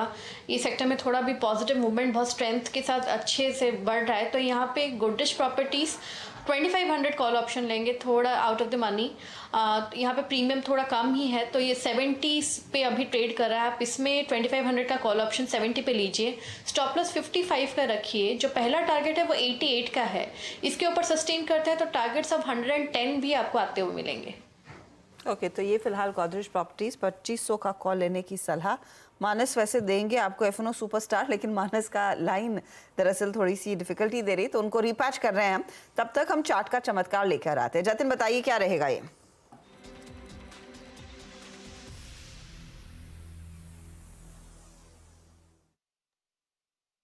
चार्ट का चमत्कार में मैं एक सेल साइड की तरफ ट्रेड देना चाहूंगा, जो यूबीएल में होगा, यूनाइटेड ब्रीवरीज में। यूनाइटेड ब्रीवरीज में हमने देखा है कि एक पुल बैक आया था, वो अभी पुल बैक अभी फिजल आउट हो गया और आज के ट्रेडिंग सेशन में भी वो 20 डे के नीचे ट्रेड कर रहा है। तो मेरा यूबीएल में सेल होगा। मेरे टारगेट होंगे 1770 के, और मैं स्टॉप लॉस इसमें 1830 का लगाना चाहूंगा। Okay, United Breweries sell. Jatin ji थोड़ा सा नेगेटिव मूड में आए हैं, सेल पे ज़्यादा कैपिटलाइज कर रहे हैं वो। बहरहाल एफएनओ सुपरस्टार आज हम राजेश सतपुते जी के सौजन्य से लेंगे। राजेश जी, आपको आज का एफएनओ सुपरस्टार पिक करना है और थोड़ा आपात परिस्थिति में बताइए आपका ट्रेड क्या होगा। कोई बात नहीं। देखिए, मेरी नज़र है स्कॉट्स पे। अगर आप स्कॉट्स का चार्ट देखें तो एक फ्रेश ब्रेकआउट मिला है, it's inverted head and shoulder price formation, और नेकलाइन इसकी जो थी वीरेन जी वो करीबन 3000 के आसपास थे। अगर आप उसमें देखें तो इट्स 50 डीएम है, तो यहाँ पे आप कह सकते हैं ये डबल कंफर्मेशन हो गया स्कॉट में। तो स्कॉट इज अ बाय। मेरे हिसाब से इसका जो टारगेट होना चाहिए वो रहेगा 3120 का और 3150। तो 2 टारगेट के लिए स्कॉट्स बाय करे। 3050 पे चल रहा है, 3040 इसका सपोर्ट है। सो स्टॉप लॉस होगा 3030 का, तो it's a buy in Escorts. Okay, GAIL के नंबर्स आए हैं, क्विकली एड्रेस करूंगा, लेकिन इससे पहले एक बार मिड कैप फंडा ले लेते हैं, उसके बाद इन नंबर्स को हम एड्रेस करेंगे। शरद जी, आपका मिड कैप फंडा? जी, हमारा मिड कैप फंडा होगा यूनिपार्ट्स इंडिया। रिसेंटली कंपनी का आईपीओ आया था 1.5 साल पहले। कंपनी ऑफ हाईवे व्हीकल्स के लिए प्रोडक्ट्स बनाती है, और अभी जो टोटल एरिया एड्रेसेबल मार्केट है उनका वो करीब $1 बिलियन का है। कंपनी कुछ नए प्रोडक्ट्स लॉन्च कर रही है जिसकी वजह से ये करीब 10 गुना हो जाएगा। तो हमें लगता है आने वाले समय में ग्रोथ काफ़ी स्ट्रॉन्ग रहेगी ऑफ हाईवे व्हीकल्स में। मेनली एग्री और कंस्ट्रक्शन इक्विपमेंट्स के पार्ट्स बनाती है कंपनी। 3 पॉइंट लिंकेज वगैरह प्रोवाइड करते हैं, तो उसमें भी फायदा रहना चाहिए। प्लस मशीन कंपोनेंट्स भी हैं, और यूएस और यूके में अच्छा खासा काम है इनका। हमारा ये मानना है कि जैसे जैसे ये नए प्रोडक्ट्स आने वाले समय में विजिबिलिटी प्रोवाइड करते हैं, वैसे वैसे जो एक क्लाइंट कॉन्सेंट्रेशन का रिस्क है, एक सबसे बड़ा क्लाइंट है जहाँ से करीब 30-35% रेवेन्यूज आते हैं, वो भी काफ़ी हद तक कम हो जाएंगे। बट ज़्यादातर बड़ी कंपनीज, टैफे जैसी कंपनीज हैं जिनके संग इनका लॉन्ग टर्म रिलेशनशिप रहा है। तो हमारा ये मानना है कि ग्रोथ वगैरह काफ़ी स्ट्रॉन्ग रहनी चाहिए आने वाले समय में। अगले साल हम ये उम्मीद कर रहे हैं कि अर्निंग्स करीब 50 रुपए के आसपास आनी चाहिए। डेट लगभग है नहीं कंपनी में, और इसके अलावा रिटर्न रेशियोज वगैरह भी काफ़ी स्ट्रॉन्ग रहने चाहिए। तो इस साल करीब 37 रुपए के आसपास की अर्निंग, अगले साल 50 रुपए के आसपास की अर्निंग, 15 से 20 का मल्टीपल आसानी से मिल जाना चाहिए। तो हमें लगता है 15 टाइम भी मिलता है तो 650-700 रुपए के इनिशियल टारगेट्स के साथ Uniparts India. Okay, Uniparts India. By the way, एक बार गेल के नंबर्स पर आते हैं। गेल का स्टॉक सर्च कर रहा है अब, क्योंकि नंबर्स मुझे काफ़ी अच्छे लग रहे हैं। और देखिए एबिटा नंबर जो है, एक्चुअली मुझे लग ही रहा था, क्योंकि जिस तरीके से सेल्स ऑलमोस्ट फ्लैट थी, लेकिन मतलब कंपेयर टू पोल, लेकिन प्रॉफिट में इतनी बड़ी बीट आई। अच्छा, एक और चीज़, डिविडेंड 5.5 रुपये। अब आप मान के चलिए कि सब कंपनियां ऐसे डिविडेंड चर्न आउट करेंगे जैन और फेब में, क्योंकि साल का वो अरिथमेटिक तो भरना ही है और इसके लिए। और ये स्टॉक अब करीब 5% ऊपर है। और देखिए, अगर अनलेस कोई इन नंबर्स में कोई डेविल इन द डिटेल वाली बात है, अगर ऐसा नहीं है तो ये हजता मुझे लग रहा है कि ये स्टॉक में कल एक बड़ी री रेटिंग दिखाई देगी आपको। आज तो खैर जो मूव आ रहा है वो आ ही रहा है, लेकिन कल मुझे लग रहा है कि बड़ी री रेटिंग आ सकती है, क्योंकि 3800 करोड़ का एबिटा, मतलब आपने 10% का एबिटा बीट दिखाया है। 10% का एबिटा बीट गेल के लेवल पे बहुत बड़ा होता है, इस चीज़ का ध्यान रखिएगा आप। और ये काफ़ी इंपॉर्टेंट होने वाला है। इस पर मैं एक व्यू लूँगा, लेकिन क्योंकि मैंने बात की डिविडेंड की, और नीचे एक खबर चल रही है, आ रही है बजट से जुड़ी बड़ी खबर, वो भी पीएसयूज को लेकर ही है। तो एक बार लक्ष्मण जी के पास वापस चला जाए। लक्ष्मण जी, बताइए, आपके हिसाब से डाइवेस्टमेंट पे बहुत ज़्यादा फोकस नहीं होगा शायद? मेरी जो जानकारी है, सूत्रों से मुझे जानकारी मिली, उसके मुताबिक बजट में विनिवेश यानी डाइवेस्टमेंट को लेकर सरकार बहुत ज़्यादा ठंडा रुख अपना सकती है, या फिर कहें कि डाइवेस्टमेंट का बहुत जिक्र ना मिले तो आपको आश्चर्य नहीं होना चाहिए। हर साल बजट में सरकार विनिवेश का एक लक्ष्य तय करती है, वो लक्ष्य शायद इस बार अंतरिम बजट में सरकार नहीं देती हुई दिखेगी। और पिछले साल सरकार ने 51,000 करोड़ रुपए का लक्ष्य रखा था, उसमें से मुश्किल से 10,051 करोड़ रुपए अब तक सरकार जुटा पाई है। तो जो अब तक पाइपलाइन में है, shipping corporation of India, container corporation of India, दूसरी जो कंपनियां जो पहले से सार्वजनिक रूप से सब जानते हैं उसके नाम, वो विनिवेश की प्रक्रिया पाइपलाइन में, उसी पर सरकार फोकस करेगी, कोई नया लक्ष्य देते हुए नहीं दिखेगी। इसके पीछे कोई आर्थिक वजह नहीं है, इसके पीछे राजनीतिक वजह है। आप देखे होंगे जैसे जैसे चुनाव नजदीक आता जा रहा है, विनिवेश की गाड़ी ठंडी पड़ती हुई दिख रही है। अब चुनाव से ठीक पहले सरकार किसी भी कंपनी के स्ट्रेटेजिक डाइवेस्टमेंट का ऐलान नहीं कर सकती, राजनीतिक तौर पर यह जोखिम सरकार लेना नहीं चाहती। इसलिए सूत्र का मानना है कि बजट में सरकार शायद इस पर बहुत ज़्यादा कुछ ना बोले, और जब जुलाई में जब फुल बजट पेश किया जाएगा तब सरकार विनिवेश का एक नया रोड मैप देते हुए आपको दिखेगी। लेकिन फिलहाल जो बजट 1 तारीख को पेश किया जाना है, वहाँ विनिवेश को लेकर के सरकार बहुत हद तक चुप्पी साधे रह सकती है। ओके, तो कुछ बड़ा रोड मैप विनिवेश का सामने पेश नहीं किया जाएगा। इफ एट ऑल अगर वो होता है, वो एक बाय चांस होगा, और जो प्रक्रिया अब तक शुरू हुई है पहले उससे सरकार कंप्लीट करती हुई दिखाई देगी। शुक्रिया लक्ष्मण जी इस पर्टिकुलर अपडेट पर। और हमने देखा है रिसेंट पास में कुछ ओएफएस सरकार की तरफ से आया है, वो हल्का फुल्का देखने को मिल सकता है, लेकिन बड़े डाइवेस्टमेंट के प्लान्स नहीं रहेंगे। लेकिन ये एक पूरी थीम है जिसमें 2023 के पूरे साल में बड़ा पैसा बना है, और अब भी चांसेस और तेजी की पोजीशंस अगर आ रही है वो सरकारी कंपनियों में ही आ रही है। शरद, आपकी अप्रोच क्या रहेगी इन पीएसयू स्टॉक्स में पूरे बास्केट के तौर पर? देखिए, अक्रॉस द बास्केट अब व्यू देना तो थोड़ा सा मुश्किल है, क्योंकि कुछ रैलीज कुछ पॉकेट्स में ऐसी आ गई है जो शायद अगले 3-4 साल प्रॉपरली डिस्काउंट कर रही हैं। पर्टिकुलरली मुझे लगता है रेलवे स्टॉक्स में थोड़ी फ्रॉथ आ गई है वैल्यूएशंस में। ज़्यादातर स्टॉक्स लगभग 4 साल वैल्यू कर रहे हैं, और कोई भी अपॉर्चुनिटी साइज अगर हल्का सा हिंट भी होता है कि वो अपॉर्चुनिटी है, तो बस लोग उसको मॉडल करके वो नंबर्स में सोच रहे हैं कि 2000 करोड़ की कंपनी है, 3000 करोड़ की कंपनी है, 1 लाख करोड़ का फ्यूचर ऑप्शन है। तो मुझे लगता है अब जो वैल्यूएशन कंफर्ट था आज से साल भर पहले या 6 महीने पहले या इनफैक्ट 3 महीने पहले भी, ये रैली के साथ वो तो पूरी तरीके से खत्म हो गया है। जैसा मैंने बोला, ओएमसीज में अभी भी 10-15% अपसाइड आपको मिल सकती है। ऑयल एक्सप्लोरेशन कंपनीज में, ओएनजीसी ऑयल में अभी भी वैल्यूएशंस बहुत अट्रैक्टिव है, वहां आपको थोड़ी अपसाइड मिल सकती है। पीएफसी आरईसी में अब मुझे लगता है कि आपको मार्केट लिंक रिटर्न्स के लिए एक्सपेक्ट करना चाहिए। जो डीप डिस्काउंट था 0.25 प्राइस टू बुक के वजह, अब दोनों कंपनीज लगभग 1.5 से 2 के प्राइस टू बुक पे ट्रेड कर रही हैं। अर्निंग्स ट्रैजेक्टरी स्ट्रांग रहेगी, बट अगर आप 15-16% रिटर्न, अब मेरे हिसाब से अगर आप 15 से 16% ग्रोथ लगभग अगले 5-6 साल एक्सपेक्ट करें, तो लगभग अब ये प्राइसेस से आपको उतना ही रिटर्न अगले 4 सालों में मिलेगा। उससे ज्यादा उम्मीद करना थोड़ा सा मुश्किल है, और ये मानना कि 4-5 साल में एक भी टाइम अपने को ऐसा कोई डिप नहीं मिलेगा, ये भी काफी मुश्किल है। तो मुझे लगता है अगर ब्लैंक मुझे एक चीज देखनी हो तो आउट ऑफ दिस पॉकेट मुझे लगता है ओएनजीसी ऑयल एक बेट है, जहां अभी भी ओएमसीज एक बेट है, और ऑयल वाली कंपनीज जो ऑयल एंड ओएनजीसी है वहां अपसाइड है। बट बाकी अक्रॉस द बोर्ड गेल भी हम लोग 180 के आसपास के टारगेट्स लेके मॉडल कर रहे थे, वो लगभग वहां आ गया है। एनटीपीसी वगैरह भी मेरा मानना है कि जो रिन्यूएबल वाला प्ले है वो लगभग प्ले आउट हो गया है। तो बाकी पॉकेट्स में बहुत ज्यादा मुझे उम्मीद नहीं है। बीईएमएल शायद एक स्टॉक है जहां मुझे लगता है डिफेंस और रेलवे का कॉम्बिनेशन है, वहां हो सकता है और आपको अपसाइड मिले, जो कि एक्स्टैब्लिश्ड ग्रोथ ट्रैजेक्टरी उनकी सबसे स्ट्रांग रहनी चाहिए कंपेयर टू अदर्स, जहां पे हम ये बेट कर रहे हैं कि आने वाले टाइम में और ज्यादा एडिशन होगी। डिफेंस अभी भी एक सरप्राइज पैकेज हो सकता है, वहां मुझे लगता है अगर आप फॉरवर्ड नंबर्स के हिसाब से देखें और जो ऑर्डर बुक में एडिशन हो सकती है उसको देखें, तो वहां मुझे लगता है अभी भी स्कोप है। बट रेलवेज में और ये फाइनेंसिंग वाली कंपनीज में, खास करके पीएफसी आरईसी में, मुझे नहीं लगता अब बहुत ज्यादा स्कोप बचता है। ओके, बिल्कुल। खैर एनीवे, मार्केट में इस समय एक शानदार मोमेंटम, निफ्टी अब तैयारी कर रहा है 400 पॉइंट ऊपर होने की, 21,735। आज 2 एक्सपायरीज ध्यान रखिएगा, एक तो बैंकेक्स की और एक निफ्टी मिड कैप सेलेक्ट की। उन दोनों इंडिसेस पर भी थोड़ा सा ध्यान रखिएगा, वहाँ पर भी काफ़ी इंटरेस्टिंग प्राइस पैटर्न इस समय बन रहे हैं, खासतौर से निफ्टी मिड कैप सेलेक्ट में। हालांकि ये नॉर्मली इतना एक्टिव होता नहीं है, लेकिन आज काफ़ी एक्टिविटी है यहाँ पर, करीब 2.5% ऊपर ये इस समय इंडेक्स। कुछ ही देर में रिजल्ट प्रीव्यू करेंगे, लेकिन इससे पहले 2-3 स्टॉक्स की और बात कर लेते हैं। एक बार आप ज़रा लेकर आइए स्क्रीन पर MCX। आज सुबह इसकी कॉल चैनल पर ली गई थी, लेकिन एक बार रिविजिट करते हैं इसको। शिल्पा जी, MCX आपके रडार पर है क्या स्टॉक? जी बिल्कुल अनुज जी है, यहाँ पे 3500 से 3550 के इमीडिएट टारगेट्स हैं।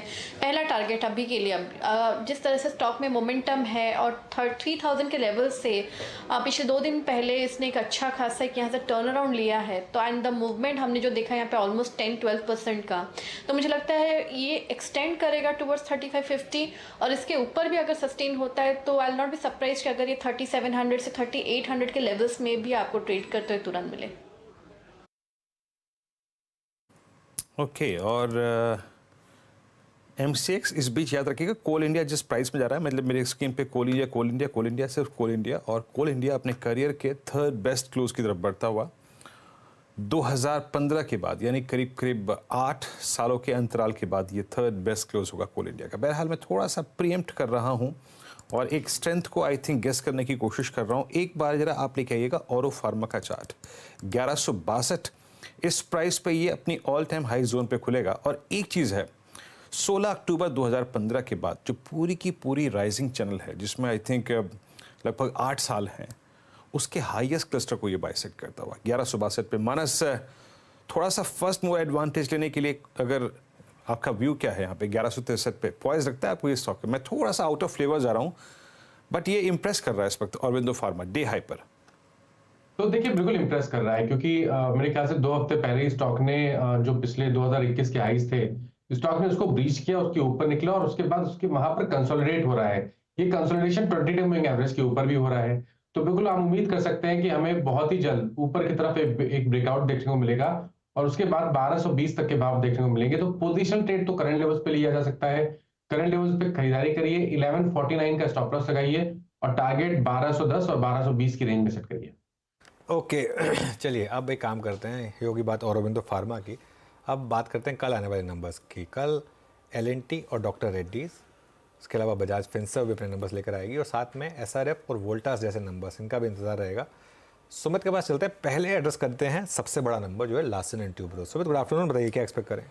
Good afternoon. देखिए सबसे पहले तो L&T के नंबर्स में एक चीज़ के साथ ही शुरुआत करूंगा। इस कंपनी की ऑर्डर बुक 4.5 लाख करोड़ की ऑर्डर बुक लास्ट क्वार्टर में थी, इस बार ही उसमें और ज़्यादा इंप्रूवमेंट की उम्मीद है। तो एक बहुत strong number capital good space से बाकी कंपनियां ऑलरेडी पोस्ट कर चुकी हैं ऑर्डर इनफ्लो के लिहाज से, इस पर आप नजर रखिएगा। अब आते हैं कोर नंबर्स के ऊपर।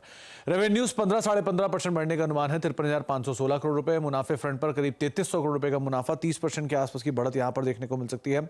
एबिटा फ्रंट पर करीब 5,894 करोड़ या 5900 के आसपास का एबिटा आएगा, 16-16.5% की बढ़त। मार्जिन एक्सपैंड करेंगे slightly, 10 basis point 20 basis point के आसपास की इंप्रूवमेंट यहां पर देखने को मिल सकती है। मार्जिन इसलिए बेटर हुई कि इनपुट कॉस्ट थोड़ी कम हुई है, तो उसका एक इंपैक्ट कंपनी के ओवरऑल मार्जिन के ऊपर आता हुआ दिखाई पड़ेगा। ऑर्डर इनफ्लोज के ऊपर नजर रखनी होगी क्योंकि लास्ट क्वार्टर तक 4.5 लाख करोड़ थे। अब देखते हैं किस तरह की ऑर्डर बुक आगे चलती है। एक GCC रीजन्स के अंदर कंपनियों किस तरह के ऑर्डर इनफ्लोज आए हैं, ये पार्ट इंपॉर्टेंट है। एक सफानिया का जो टेंडर खुला था जिसपे L&T को लार्जेस्ट L1 बिडर के तौर पर देखा गया था, उस ऑर्डर को लेकर क्या कमेंट्री आती है, क्या डिटेल है, वो एक पार्ट है, इसको आप ध्यान रखेंगे। कंस्ट्रक्शन एक्टिविटीज़ को लेकर क्योंकि अयोध्या से कई बड़े प्रोजेक्ट्स कंपनी डोमेस्टिक फ्रंट पर भी एग्जीक्यूट कर रही है, सो उन तरह के जितने ऑर्डर्स हैं उसमें क्या एग्जीक्यूशन है और आगे किस तरह के और प्रोजेक्ट्स कंपनी को आते हुए दिखाई पड़ रहे हैं। और जो कंपनी के लिजेसी प्रोजेक्ट्स हैं उनकी परफॉर्मेंस और जो नए तरह के प्रोजेक्ट्स कंपनी कर रही है इनकी परफॉर्मेंस का जो रेशियो है वो कैसा बनता है, इंपॉर्टेंट रहेगा। लेकिन बढ़िया नंबर्स पोस्ट कर सकते हैं। अब तक BEL के नंबर अच्छे आए हैं, वोल्टैम के नंबर अच्छे आए हैं, तो मिला जुला के माना जा रहा है कि ये स्पेस पिकअप करेगा, इसलिए एक अच्छे नंबर की उम्मीद आप L&T में लगा सकते हैं। अच्छे नंबर की उम्मीद लगा सकते हैं आप L&T में। शरद जी, कोई व्यू लार्सन एंड टुब्रो पर? जी मेरा मानना है लॉन्ग टर्म इनके लिए पॉजिटिव रहना चाहिए। हालांकि डिफेंस वाला किकर तो बहुत ग्रेजुअली किक इन करेगा क्योंकि बहुत छोटा हिस्सा है, बट अगर आप बाकी कंपनीज के कंपैरिजन में वैल्यूएशन देखें तो मुझे लगता है अभी भी one of the cheapest capital good stock है। तो अनलेस एंड अनटिल वहां पे कोई बहुत बड़ी करेक्शन आती है, मुझे लगता है प्रेफर्ड चॉइस अगर आप वैल्यूएशन और साइज का कंफर्ट खोज रहे हैं तो L&T होना चाहिए। डाइवर्सिफाइड अप्रोच भी है, प्लस मुझे लगता है वो एक हैदराबाद मेट्रो रेल से रिलेटेड अगर कुछ डेवलपमेंट्स होती हैं over a period of time तो वो भी इनके लिए एक एडिशनल किकर होना चाहिए। इन टर्म्स ऑफ नंबर्स हमारा भी यही मानना है कि अर्निंग्स में ईयर ऑन ईयर ठीक काफी अच्छी ग्रोथ आनी चाहिए। इवन क्वार्टर ऑन क्वार्टर भी 12-13% जैसी ग्रोथ आ सकती है। तो हम ये क्वार्टर लगभग 25-26 रुपए के आसपास की अर्निंग्स एक्सपेक्ट कर रहे हैं और वैल्यूएशंस अभी भी मुझे नहीं लगता कि बहुत ज्यादा स्ट्रेच्ड है compare to Cummins, ABB, Siemens. तो मुझे लगता है बेटर बेट है इन लेवल्स पे, यहाँ से डिसेंट अपसाइड बननी चाहिए। तो एक डिसेंट अपसाइड की गुंजाइश 3704 के लेवल्स इस समय स्क्रीन पर, और राजेश जी ने इस पर वैसे भी कॉल दिया था कि पोटेंशियल ट्रेड है तेज़ी की तरफ, तो ये एक बाय साइड का आइडिया। लेकिन कुछ और स्टॉक्स जिन पर नंबर्स का इंतजार रहेगा उसमें वोल्टास है, SRF है, डॉक्टर रेड्डीज है। और आज सुबह में भी हम बातचीत यही कर रहे थे कि देखिए सिप्ला के नतीजों के बाद अब सन फार्मा के भी नतीजे अच्छे आने की उम्मीद, और डॉक्टर रेड्डी से भी एक्सपेक्ट किया जाएगा कि US की प्राइसिंग कुछ बेहतर हो। सुमित क्या एक्सपेक्ट कर रहा है मार्केट? देखिए लास्ट क्वार्टर के नंबर डॉक्टर रेड्डी के बहुत अच्छे थे, तो Q-on-Q बेसिस पे नंबर थोड़े स्लगिश रहेंगे क्योंकि पिछली बार का बेस बहुत बड़ा था। YOY बेसिस पे हालांकि नंबर्स बेटर या फ्लैट साइड पे आप मान सकते हैं। 2% रेवेन्यू बढ़ने का अनुमान है, मुनाफा 4% बढ़ने का अनुमान है, 1294 करोड़ रुपए मुनाफा रहेगा। एबिटा में स्लाइटली बढ़त है, 1971-72 करोड़ रुपए के आसपास का एबिटा है। मार्जिन हालांकि फ्लैट रहेंगे, 28 के सामने 29 सामने 28.6% की मार्जिन रहेंगे। 1 से 4% के आसपास की रेवेन्यू ग्रोथ रहने का अनुमान है। US रेवेन्यू में डिक्लाइन की बातचीत है, तो अगर यहां पर कोई भी रिवर्सल आता है और जो बाकी पीयर्स ने अब तक US के नंबर्स अच्छे दिए अगर ये भी दे देता है तो शायद इस प्राइस साइड पे दिखा सकता है। रेवलिमिट जेनरिक की बिक्री थोड़ी सी कम, जिसका इंपैक्ट शायद US मार्केट्स के ऊपर आता हुआ दिखाई पड़े, और US मार्केट का करीब करीब $35 करोड़ के आसपास कारोबार रहने की बातचीत इस तिमाही के अंदर रह सकती है। लेकिन इनकी कमेंट्री क्रूशल है और रिसेंटली डॉक्टर रेड्डी चला भी है थोड़ा सा, तो उस पार्ट को भी आप ध्यान रखिएगा। इसके अलावा बाकी दो नंबर्स में एक आता है वोल्टास का नंबर। वोल्टास के केस में जो रेवेन्यूज है करीब 21% बढ़ने का अनुमान है, 2436 करोड़ रुपए इस तिमाही के अंदर रेवेन्यू रहेंगे। EBITDA रफली 100 करोड़ रुपए के आसपास और मार्जिन 4% के आसपास तिमाही में रह सकता है। पिछले साल इस तिमाही में 110 करोड़ का घाटा था, तो उसकी बार इस बारी में करीब 70 करोड़ रुपए के मुनाफे में आने की बातचीत है। मैनेजमेंट की कमेंट्री डिमांड को लेकर, RAC प्लेयर्स की परफॉर्मेंस को लेकर, पुरानी इन्वेंट्री को लेकर और गोइंग फॉरवर्ड डिमांड को लेकर, क्योंकि अब विंटर थोड़े एक्सटेंड हुए हैं तो उसका इम्पैक्ट कैसा आता है इनकी सेल्स के ऊपर या अगले क्वार्टर की इन्वेंट्री को लेकर, वो पार्ट एक क्रूशल रहेगा, इसलिए आप ध्यान रखिएगा वोल्टास के उस पार्ट पर। और लास्टली SRF के नंबर्स, केमिकल स्पेस में स्टेबलाइजेशन के साइन तो दिख ही रहे हैं, लेकिन रेवेन्यूज 8% गिरने का अनुमान है इस तिमाही के अंदर। EBITDA 25%, मार्जिन करीब 24 के सामने 19.5। ये बेस क्वार्टर जो है ये अच्छे परफॉर्मेंस वाला क्वार्टर था, इसलिए इनके सामने लोग वीक नंबर आपको दिखाई पड़ेंगे, लेकिन सीक्वेंशियल बेसिस पे number stable to positive side पर इस तिमाही के अंदर आप देख सकते हैं। टेक्निकल टेक्सटाइल कारोबार जो कि प्रोमिनेंट कारोबार है इनका, वहां पर YOY बेसिस पे प्रेशर रहेगा, Q-on-Q पिकअप आ सकता है, क्योंकि एक चेन्नई की फ्लड से इनके कारोबार के ऊपर भी इंपैक्ट आया था, तो वो पार्ट की वजह से वॉल्यूम थोड़े से नीचे रह सकते हैं, लेकिन अदरवाइज Q-on-Q बेटर नंबर और YOY weak. Second half of financial year first half of financial year से स्ट्रांग रहने की बातचीत पहले ही मैनेजमेंट कर चुका है, तो वो पार्ट क्रूशल रहेगा। ओके सुमित, बहुत बहुत शुक्रिया। गाबा सर, वोल्टास और SRF अगर दोनों में से कोई स्टॉक ट्रैक किया हो आपने? इनफैक्ट वोल्टास मैंने निकाल के रखा था, शायद आप मुझसे पूछेंगे, मुझे लगता है ये आपको मिलना चाहिए। BTST तौर पर था, तो 1039 के आसपास ट्रेड कर, टॉप होगा 1030 का, सिर्फ 9 रुपीज ऑन द अपसाइड। जो टारगेट है वोल्टास के 1060 के। स्ट्रक्चरली जो डिप था वो आ गया, उसके बाद 4 दिन का एक साइडवेज जोन मिला, उसके बाद जो आज का मूव है एनकरेजिंग है, इसलिए बाय था। BTST के तौर पर भी था वोल्टास, लेकिन अब नया निकालता हूँ। ओके, BTST में थोड़ा टाइम है गाबा सर, तो आप हम श्योर नया स्टॉक निकाल लेंगे। एक काम करते हैं, अब बात करते हैं कुछ मार्केट और बजट से रिलेटेड, प्लस इस समय मार्केट में क्या होना चाहिए। आज की रैली जो है, क्या ये एक फ्रेश रैली की शुरुआत है? क्या एक मैक्रो ट्रिगर मिला मार्केट को? पाइपर सरिका के फाउंडर एंड फंड मैनेजर अभय अग्रवाल जुड़ गए हमारे साथ। अभय जी, गुड आफ्टरनून। शानदार मोमेंटम मार्केट में आज, क्लियरली शायद मार्केट ने वो जो वीकेंड पे पॉलिटिकल डेवलपमेंट हुई उस पर लैच ऑन किया पूरी तरीके से, लेकिन क्या अब ये एक नई तेजी की शुरुआत है आपके हिसाब से? जी गुड आफ्टरनून अनुज, आपको सारे दर्शकों को। अनुज, दिसंबर में जब हम इन्वेस्टर से, ग्लोबल इन्वेस्टर से बात कर रहे थे, तो मुझे ऐसा लग रहा था कि मैं एक्सपेक्ट कर रहा था कि फ्लोज जनवरी में, फरवरी में, मार्च में अच्छे स्ट्रॉन्ग रहेंगे, क्योंकि पूरे इंडिकेशन हमको मिल रहे थे कि लॉन्ग टर्म जो एलोकेटर्स हैं वो इंडिया को बहुत फेवरेबली देख रहे हैं। पर मैं थोड़ा सरप्राइज था कि जनवरी में अभी तक हमने FPIs की at a gross level selling देखी और उसकी वजह से मार्केट भी थोड़ा वॉलेटाइल रहा। मुझे लगता है कि जो डिलेड इन्वेस्टमेंट्स थे लॉन्ग टर्म इन्वेस्टर्स के, लार्ज फंड्स हैं, ये सॉवरेन फंड्स हैं, पेंशन फंड्स हैं, एंडाउमेंट फंड्स हैं, जो बिलियंस ऑफ डॉलर्स मैनेज करते हैं, एलोकेट करते हैं, मुझे लगता है कि आज जो हम देख रहे हैं वो फाइनली थोड़ा फ्लोज देख रहे हैं उन लार्ज इन्वेस्टर्स की, जिन्होंने ऑलरेडी डिसाइड कर लिया था कि 24 में वो इंडिया में अपना एलोकेशन बढ़ाएंगे। और दूसरा अनुज, एक दूसरी चीज और भी हुई है कि जो MSCI global emerging market index है, उसमें इंडिया का वेटेज कंटिन्यूसली बढ़ा है। पिछले 3 साल में 8% से बढ़ के ऑलमोस्ट 16% बढ़ पहुंच गया है, और जबकि चाइना का गिरा है 44% से 26%। तो उसकी वजह से एलोकेशंस इंडिया के वैसे भी बढ़ रहे हैं। फ्लोज मुझे लगता है कि अगले इस महीने फरवरी में स्ट्रॉन्ग रहेंगे, मार्च में भी स्ट्रॉन्ग रहने की मेरी उम्मीद है। तो मुझे लगता है रादर देन एक मैक्रो इवेंट से रिलेटेड शायद नहीं है, इट्स जस्ट दैट लोग जो इन्वेस्टर्स हैं वो ये ढूंढ रहे हैं कि कहाँ पे लॉन्ग टर्म अपॉर्चुनिटीज कौन सी हैं इंडिया में जिसको वो बैक कर सकते। ओके, आज की ट्रेड का सबसे बड़ा हाईलाइट रहा है रिलायंस इंडस्ट्रीज। शानदार मूव यहाँ पर, 7% ऊपर अब ये स्टॉक। ऐसा क्या हुआ इसमें, कुछ सुना आपने या कोई व्यू आपका इस पर? जी अनुज, अगेन डिस्क्लेमर कि हमारे पोर्टफोलियो में है काफी समय से, और मेरा कोई बाय रिकमेंडेशन नहीं है ये। पर रिलायंस इतना बड़ा स्टॉक है अनुज, आज मैं देख रहा था 19 लाख करोड़ 20 लाख करोड़ के आसपास की उसकी मार्केट कैप पहुंच गई है। तो इस स्टॉक का इस लेवल पे सिर्फ एक न्यूज या एक्सपेक्टेशन से चलना मुझे लगता है मुश्किल है, कि सिर्फ एक रूमर या कोई इसको चला देगा, बिकॉज इतना बड़ा मार्केट कैप, इतना बड़ा फ्लोटिंग स्टॉक।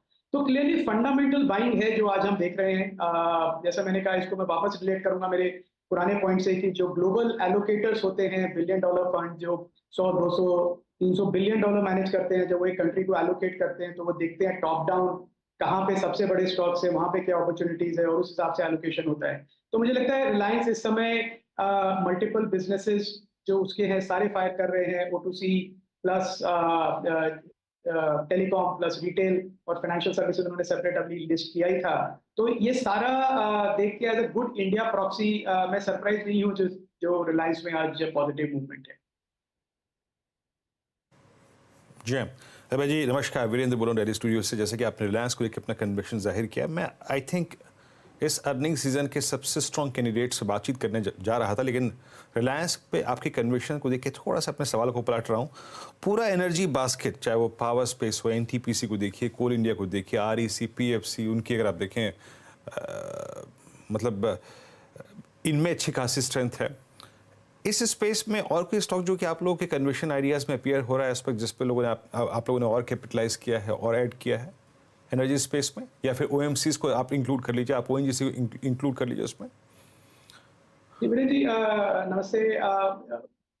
OMC में हमारा कोई प्ले नहीं है, पर एनर्जी सेक्टर पे डेफिनेटली फोकस है। हाँ, क्योंकि मुझे लगता है कि एक स्ट्रक्चरल प्ले है एनर्जी। जैसे सरकार की तरफ से भी काफी समय से कहा जा रहा है कि अगर इंडिया का GDP बढ़ेगा 7% से ज्यादा अगर इस दशक में, तो उसके लिए एनर्जी सिक्योरिटी बहुत जरूरी है।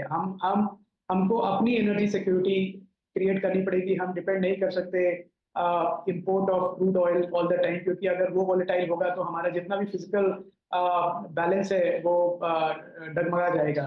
तो सरकार का पूरा फोकस है, और मुझे लगता है कि अब जब ऐसी उम्मीद है कि सरकार वापस आएगी 5 साल के लिए, तो पॉलिसी डायरेक्शन बहुत क्लियर होगा इस एनर्जी सिक्योरिटी के लिए, और इसका पूरा फायदा मिलेगा जो भी कंपनीज एनर्जी सेक्टर को केटर करती हैं, चाहे वो गैस में हो या फिर सोलर पावर है, विंड पावर है, ऑयल है, हर तरह की कंपनीज को इसका बेनिफिट मिलेगा।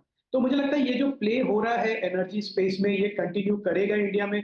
हमारा फोकस है एक सिटी गैस पाइपलाइन कंपनीज पे, क्योंकि मुझे लगता है एक पाइपलाइन डिस्ट्रीब्यूशन बिजनेस जैसे जैसे कॉस्ट बढ़ेगी पावर की, वो उनको बेनिफिट मिलेगा। और दूसरा जो बिग जनरेटर्स हैं जैसे रिलायंस जैसी कंपनीज हैं, रिफाइनर्स हैं, हमारा बेट इस डायरेक्शन में है वीरेंद्र। ओके अच्छा, अब आते हैं आपके सबसे स्ट्रॉन्ग कन्विक्शन आइडियाज, स्पेशली जो अपीयर हुए हैं आपकी कन्विक्शन लिस्ट में पोस्ट अर्निंग्स।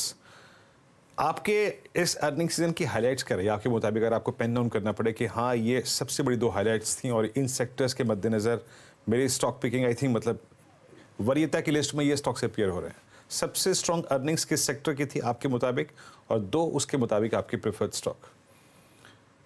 जी वीरेंद्र, 2 हाइलाइट्स में कहूँगा तो एक जैसा हम एक्सपेक्ट कर रहे थे कि IT सर्विसेज स्पेस है, large cap IT services space, वहाँ पे कोई आउट परफॉर्मेंस नहीं होगी, कोई पॉजिटिव सरप्राइज नहीं होगा, और वैसा ही हुआ। मुझे लगता है कि पूरा वो सेक्टर है अभी थोड़ा साइडवेज मोमेंटम में रहेगा। काफी अच्छी कंपनीज हैं, वेल मैनेज कंपनीज हैं, पर वो एक स्ट्रक्चरल शिफ्ट में फंसे हुए हैं जिसमें उनको थोड़ा समय लगेगा, और वो उनके रिजल्ट्स में भी दिखा अक्रॉस द बोर्ड। सारी large cap IT services companies को देख लीजिए। दूसरी तरफ मैंने जो पॉजिटिव सरप्राइजेस देखे हैं वीरेंद्र रिसेंटली, आज के भी रिजल्ट्स को मैं इंक्लूड करूं तो वो हैं छोटी कंपनीज में, स्मॉल कैप, मिड कैप कह लीजिए, लार्ज स्मॉल कैप कह लीजिए, जो कंज्यूमर सेक्टर को पे फोकस करती हैं। और कंज्यूमर सेक्टर पे हर तरह की कंपनीज है जो B2C भी हैं, B2B भी हैं। ये दोनों जो हैं, मुझे लगता है कि जो हमारे इंडियन प्रमोटर्स हैं उनको पहली बार एक मौका मिल रहा है कि फास्ट ग्रोथ पे फोकस कर सकें, कैपिटल उनको सस्ते में मिल रही है, कैपेक्स कर सके, हायर कर सके, और बैलेंस शीट भी उनकी अच्छी सिचुएशन में है। तो मुझे लगता है कि ये जो एक स्पेस है स्मॉल और मिड कैप का, जो डोमेस्टिक मार्केट्स को केटर करता है, वो उसकी अर्निंग्स मुझे अच्छी लगी, उस पर काफी कॉन्फिडेंस भी बढ़ा उन कंपनीज पे। और तीसरा जो सेगमेंट, जो दूसरा सवाल आपने पूछा कि हमारा फोकस क्या है, वीरेंद्र मुझे क्लियरली दिख रहा है कि जो मैन्युफैक्चरिंग स्पेस है इंडिया में काफी समय से लैगार्ड रहा है, और मैन्युफैक्चर्ड एक्सपोर्ट स्पेशली जो इलेक्ट्रॉनिक कंपोनेंट्स के हैं, और प्राइवेट कंपनीज हैं जो केटर करती हैं रेलवे सेगमेंट को या डिफेंस को, उनके पास एक बहुत बड़ी अपॉर्चुनिटी है। और अगेन बाय रिकमेंडेशन नहीं है, पर जो हमने पोर्टफोलियो में ऐड किया था करीब 4-5 महीने पहले और एक उसमें ऐड करी थी हमने रिसेंटली, वो है amber enterprises. I think stock ने अच्छा परफॉर्मेंस दिया है, पर अगेन अभी भी करीब 11-12 हज़ार करोड़ के मार्केट कैप की कंपनी है, तो कोई बड़ी कंपनी नहीं है।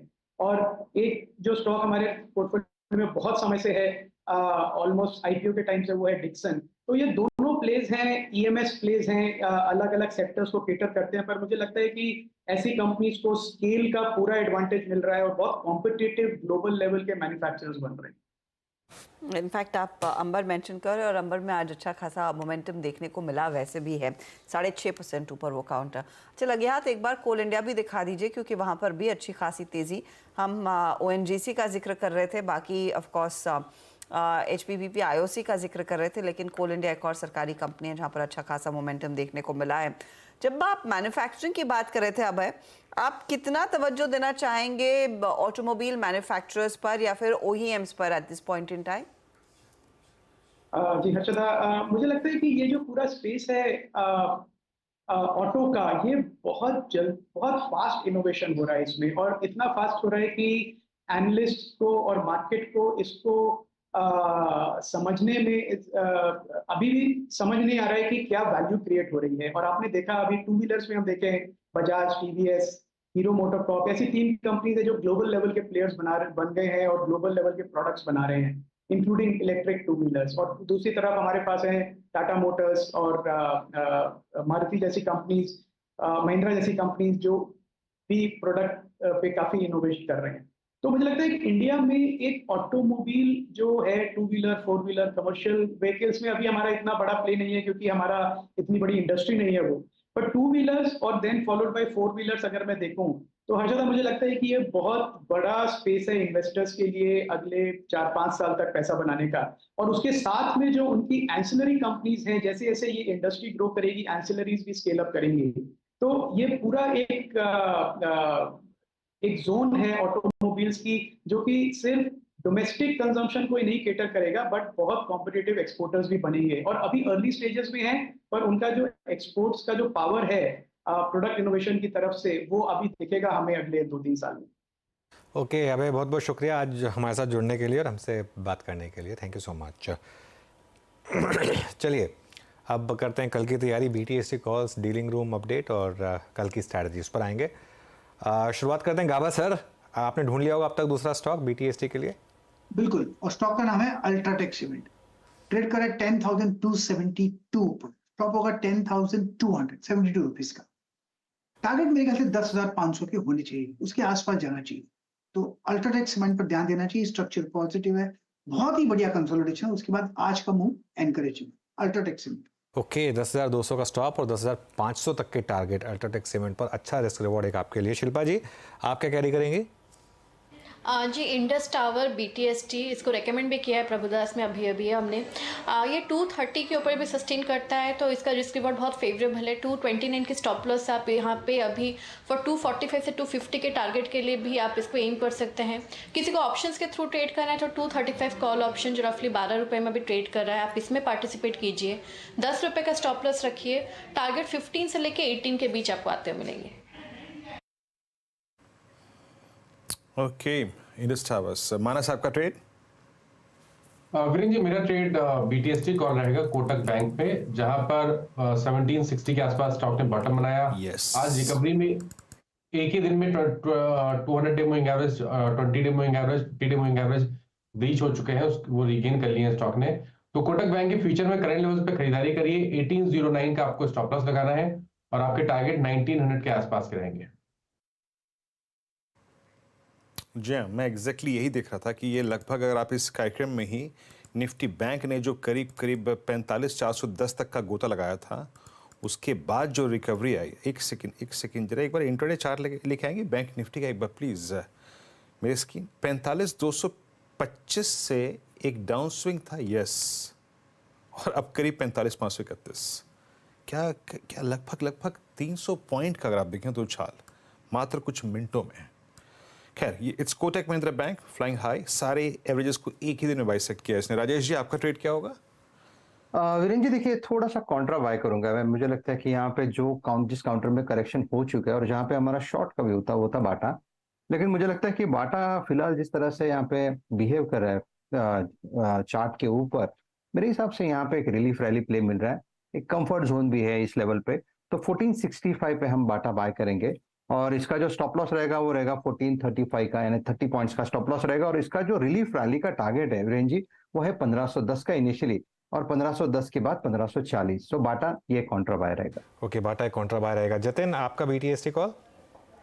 जी मेरा बीटीएसटी कॉल एमएनएम में होगा। तो एमएनएम में हमने देखा है एक रिसेंटली करेक्शन हुआ था और हम अभी एक्सपेक्ट कर रहे हैं कि ये जो करेक्शन का जो है रिट्रेसमेंट हो जाए और 2 दिनों से हमें देख रहे हैं कि एमएनएम पॉजिटिवली ट्रेड कर रहा है, तो रैली कंटिन्यू होनी चाहिए 1660 तक। तो एमएनएम बाय होगा 1660 के टारगेट के लिए और इसमें स्टॉप लॉस में 1620 का लगाना चाहूँगा। ओके, चलिए ये अब इस समय की बीटीएसटी कॉल्स यतिन के पास चलते हैं डीलिंग रूम चेक के लिए। यतिन, गुड आफ्टरनून, बताइए किन 2 स्टॉक पर नजर? 2 स्टॉक्स, सबसे पहले आईटीसी और दूसरे एफएमसीजी कंपनीज की तरह यहाँ भी आप थोड़ी बहुत शॉर्टिंग देख रहे हैं और रिजल्ट्स के पहले यहाँ काफ़ी सारे फंड हाउसेज भी अपना शेयर बेच रहे हैं।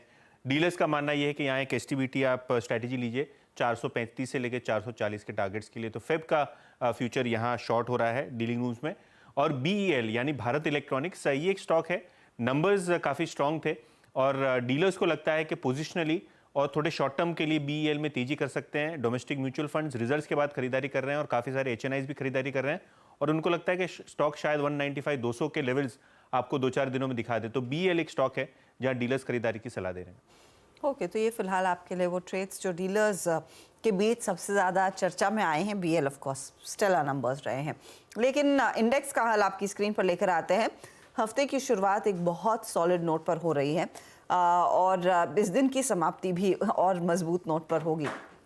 अनुज, कंसिडरिंग हम 21,740 के आसपास या फिर 21,750 के करीब एक क्लोज दिखा रहे हैं और दूसरी तरफ 45,500 का लेवल निफ्टी बैंक में हासिल हो चुका है। ये सारी तेजी कल के लिए कैरी करनी है या फिर कुछ मुनाफा वसूलना है? देखिए, सोचना भी नहीं है प्रॉफिट बुकिंग के बारे में, और अगर आप एक अग्रेसिव ट्रेडर हैं, आपने सुबह एक बाय कॉल ले लिया है और उसमें बैठे हैं आप, मैं तो ये भी कहूँगा कि आप इन लेवल्स पे ऐड कर सकते हैं। देखिए क्या होता है हमारा एक मार्केट में फॉर्मूला है, बहुत सिंपल है। मार्केट में लंबे कंसोलिडेशन के बाद जब भी एक रैली की शुरुआत हो, उसमें वो रैली एक दिन में नहीं काम मतलब वो होती है, तो आप लॉन्ग पोजीशन लेकर जाएं और इनफैक्ट और ऐड करने की कोशिश करें। और एक मेरा फार्मूला जो होता है 3 का फार्मूला, वो मुझे लग रहा है कि फिर काम करेगा। 3 का फार्मूला वो क्या होता है? पहले दिन बड़ी रैली, दूसरे दिन ऑनकोर मतलब दूसरे दिन एक और फॉलो थ्रू रैली, और तीसरे दिन एक और गैप अप और उसके बाद थोड़ी सी प्रॉफिट बुकिंग। कल मुझे लग रहा है मार्केट में एक और ट्रेंडिंग दिन होगा। आज तो ये शुरुआत है, कल भी मुझे लग रहा है ट्रेंडिंग डे होगा। 400 पॉइंट भले ही ना ऊपर हो कल, मुझे लग रहा है कल 200 पॉइंट की और निफ्टी में रैली होनी चाहिए जो आपको 22,000 के काफ़ी करीब ले जाएगी। उसके बाद वेंसडे और थर्सडे को मार्केट आपको मौका देगा इंट्राडे रैली में एक बार के लिए इस स्विंग में प्रॉफिट बुक करने का। और वो भी मैं इसलिए कह रहा हूँ क्योंकि बजट वाले दिन नॉर्मली वॉलेटिलिटी होती है, तो बजट वाले दिन मार्केट आपको एक थोड़ी सी वॉलेटिलिटी देगा। बजट में कोई भी इंट्राडे कोलैप्स आएगा ना, अगर वो बाइंग अपॉर्चुनिटी होगी, लेकिन वो हम तब बाद में डिस्कस करेंगे। अभी हम कल और परसों तक रह रहे हैं, अपने आप को सीमित रख रहे हैं। लेकिन बैंक निफ्टी के मुकाबले निफ्टी पर फोकस करें। आज का दोनों चार्ट देख लें आप, निफ्टी और बैंक निफ्टी के। निफ्टी का चार्ट क्या ब्यूटीफुल रहा है, बैंक निफ्टी के चार्ट में बीच बीच में जैसे गोते खाए हैं इसने, इसके लिए ज़्यादा कन्विक्शन निफ्टी पर है। और वैसे जब रिलायंस मूव करना शुरू हो जाए तो उसके बाद आप निफ्टी पर ही फोकस रहें तो बेटर रहेगा। अष्टा बिल्कुल लॉन्ग कैरी करें। और मैं तो ये कह रहा हूँ कि अगर आपने सुबह की रैली मिस कर दी है, हिम्मत करके एक BTST लॉन्ग भी करके जाएं मार्केट के ऊपर। कल मुझे लग रहा है आपको 100-150 पॉइंट का गैप अप तो मिलना चाहिए फिर से, क्योंकि ये एक दिन वाली रैली नहीं है, ये फ्रेश रैली की शुरुआत है। ये रैली अब थमेगी नहीं, एक नई रैली है और इसमें आपने भाग लेना है। क्रक्स यही है। करीब 2% के गेंस पर निफ्टी जाकर टिकता हुआ दिखाई देगा। और एक बार मैं नज़र डाल लूँ कि अमेरिकी फ्यूचर्स क्या संकेत दे रहे हैं। डाउ फ्लैट है लेकिन नैस्डैक में एक पुल बैक का इंतजार है। याद रखिएगा अमेरिका के लिए भी हफ्ता इंपॉर्टेंट है क्योंकि वो FOMC की बैठक रहेगी और इंडिकेशन इस बात पर आएगा कि दरों में कटौती कब से शुरू हो सकती है। चलिए अब कुछ और स्टॉक्स की बात कर लें जहां पर एक अच्छा खासा मोमेंटम देखने को मिला है। सरकारी कंपनियों में ही एक बार कोल इंडिया को रिविजिट करते हैं। और शिल्पा जी, अगर यहाँ पर कोई ताज़ा ट्रेड बन रहा है तो बताइएगा, क्योंकि 6% का इजाफा, अच्छी तेजी स्टॉक ने अपने नाम कर ली है आज क्लोजिंग आवर में। जी हर्षिता जी, 420 तक के लेवल्स के लिए तो इसमें आप बने रह सकते हैं जो ऑलरेडी इन्वेस्टेड हैं। Fresh view for longs only above 420, नहीं तो रिस्क रिवॉर्ड आपके लिए फेवरेबल नहीं रहेगा। ओके, कोल इंडिया। मीनवाइल बजट की बात की अनुज ने यहाँ पे, गुरुवार को बजट, लेकिन बजट के बाद आपके लिए स्पेशली अगर आप डेरिवेटिव्स में ट्रेड करते हैं और अभी भी ट्रेडिंग में कुछ हिचकिचाते हैं या फिर थोड़े अगर आप देखें डेरिवेटिव्स आपके समझ से परे हैं, तो CNBC आवाज़ की एक खास सीरीज़ F&O गुरुकुल सीज़न 2 आ रहा है 10 और 11 फरवरी को। हेमंत ठुकराल, आशीष चतुर्मोता, साथ ही साथ हमारे साथ इस बार चंदन तापड़िया होंगे डेरिवेटिव्स और टेक्निकल्स के कॉम्बिनेशंस को समझाने के लिए। और इस बार F&O गुरुकुल के आखिरी अंश में यानी सेशन 4 में हम एक खास तौर पे एक विस्तृत चर्चा करेंगे पोर्टफोलियो कंस्ट्रक्शन पे। यानी अगर आप एक ट्रेडर नहीं हैं और आप रोज़ बरोज़ बाजार में ट्रेड नहीं करते हैं लेकिन एक सुदृढ़, एक मजबूत पोर्टफोलियो क्रिएट करना चाहते हैं, तो एक खास डिस्कशन सुनिए। और आज ही मैंने उस आई थिंक अनुज जो फाइनल सेटअप है सेशन नंबर 4 का अमित गुप्ता जी के साथ बैठ के उसको फाइनल किया। यकीन मानिए मुझे को भी बहुत अच्छा लगा। मेरा शायद झुकाव अब थोड़ा सा उधर भी बढ़े। और इंटरेस्टिंग अनुज, जानते हैं अमित जो थे सबसे पहले कार्वी में थे और एक डेरिवेटिव एनालिस्ट थे, टेक्निकल एनालिस्ट थे, और उन्होंने अपने आप को बदला और वो आज PMS हेड हैं ICICI सिक्योरिटीज़ के। तो कैसे उनका डेरिवेटिव से टेक्निकल और टेक्निकल से फंडामेंटल का सफ़र रहा, ये भी सीखने को मिलेगा अनुज। बिल्कुल वीरू, और जैसा आपने कहा, इवन अगर आप देखें आशीष चतुर्मोता ने भी शुरुआत की थी एकदम कंप्लीट टेक्निकल और डेरिवेटिव से, उसके बाद आज वो भी एक PMS चला रहे हैं, बहुत शानदार। तो मार्केट में कई बार अगर आप यहाँ से शुरुआत करते हैं, उसके बाद नेक्स्ट डेस्टिनेशन आपका अपने आप पोर्टफोलियो मैनेजमेंट का हो जाता है। और अगर आपको F&O मार्केट की सीख है तो उससे आपको ओवरऑल मार्केट की सीख बहुत आसानी से मिल जाती है, ठीक है ना। एक चीज़ मैं बता दूं आपको, नॉर्मली एक सक्सेसफुल ट्रेडर एक सक्सेसफुल इन्वेस्टर भी होता है, ठीक है, लेकिन एक successful investor necessarily successful trader नहीं होता है, ठीक है ना। वो इन्वेस्टर से ट्रेडर का ट्रांजिशन बहुत टफ होता है, लेकिन ट्रेडर से इन्वेस्टर का ट्रांजिशन किया जा सकता है, क्योंकि ट्रेडिंग में आप एक मजबूत हो जाते हैं एक मार्केट में। इसके लिए इस गुरुकुल में प्लीज़ जुड़िए हमारे साथ और बहुत कुछ लाइन अप आपके लिए। बिल्कुल जी हाँ, और याद रखिएगा 10 और 11 फरवरी को आपके स्क्रीन पे दिए गए जो QR कोड है उसको स्कैन करिए और जुड़ जाइए इस खास सीरीज में 10 और 11 फरवरी। महत्वपूर्ण बात यह है कि आप इसको घर बैठे भी जुड़ सकते हैं। इस वेबिनार कहीं से बैठ के इस प्रणाली में आप शिरकत कर सकते हैं, इस सेमिनार में आप शिरकत कर सकते हैं। भारत में अब हर कोई F&O सीखेगा। जी हाँ, आपके बेशुमार प्यार और भरपूर डिमांड की वजह से CNBC आवाज लेकर आ रहा है F&O गुरुकुल सीजन 2। इस एक्सक्लूसिव वेबिनार में आपको मिलेगा मौका बाजार के दिग्गजों से F&O सीखने का, वो भी सरल भाषा में। और सबसे अच्छी बात, इस वेबिनार में आप कहीं से भी जुड़ सकते हैं, बस आपको इस लिंक पर रजिस्टर करना होगा। तो मिलते हैं F&O गुरुकुल सीजन 2 में।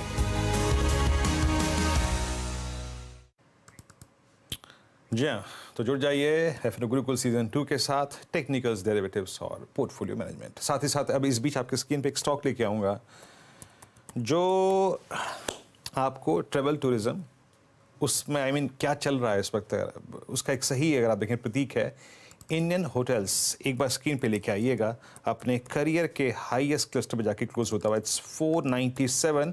बीच में कैसी फीलिंग आ रही थी शायद जब G20 समिट या फिर वर्ल्ड कप ओवर हुआ था कि शायद ये थोड़ा सिंक करे, रिट्रेस हो, बट आज 497 पे, यानी अगर मैं मान के चलूँ हर्षदा, अगस्त 2021 से ये 150 रुपये का स्टॉक अब लगभग 500 की ट्रैजेक्टरी में। क्या गजब का मूव रहा है इस काउंटर में। अच्छा, एक बार इंडिगो भी रखिएगा स्क्रीन पे, थोड़ा सा इसको भी देखना चाहूँगा मैं। इंडिगो क्या कर रहा है, इंडिगो आपकी स्क्रीन पे आएगा इस 2893। इसने हल्का सा आज एक पुल बैक जनरेट किया from 50 day exponential moving average. Director साहब स्क्रीन पर एक काम कीजिएगा, एक अच्छे क्लोज की तरफ बढ़ रहे हैं हम, और जरा ब्रेथ रखिएगा in derivatives, long short, long unwinding और शॉर्ट कवरिंग, क्योंकि सीरीज के पहले दिन का OI addition, for instance like LNT, for instance like Reliance, for ONGC, वो मायने रखता है। वो रेस्ट ऑफ द सीरीज के लिए एक बेस के तौर पे काम करता है। Long 113, consolidated figures 153, 31 short, long unwinding, यानी प्रॉफिट्स को कैश में कन्वर्ट करने की टेंडेंसी ना के बराबर थी। और जरा एक बार लेके आइएगा लॉन्ग साइड पे, मेरे ख्याल से इस शीट को आज लार्ज कैप्स ने कैप्चर करके रखा। Look at ONGC, I mean शायद ये एक स्क्रीनशॉट लिख के रखने के लिए एक स्लाइड है। ONGC 8%, रिलायंस 7%। मैं किसी मिड कैप स्मॉल कैप की स्लाइड को नहीं देख रहा हूँ।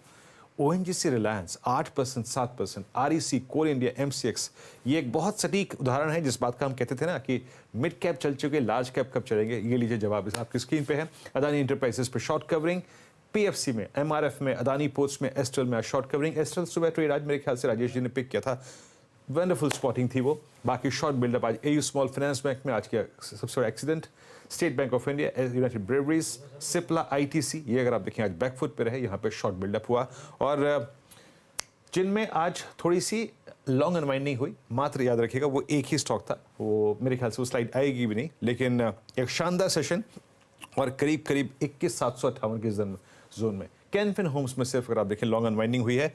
और जरा राजेश जी ने जो एक ट्रेड दिया था बाटा, अभी अभी स्क्रीन पर उसमें एक वाइल्ड स्विंग आया और बाटा डे हाई की ट्रेजेक्टरी में आता हुआ, मेरे ख्याल से BTSC ट्रेड था, डॉक्टर साहब कंफर्म कीजिएगा। आई मीन ओवरसोल्ड स्ट्रक्चर को इन्होंने पिक किया, 1464 पे आके ट्रेड करता हुआ, गजब का मूव यहाँ पे। सिर्फ अभी ट्रेड पिक ही किया था 1415 से 64 पे।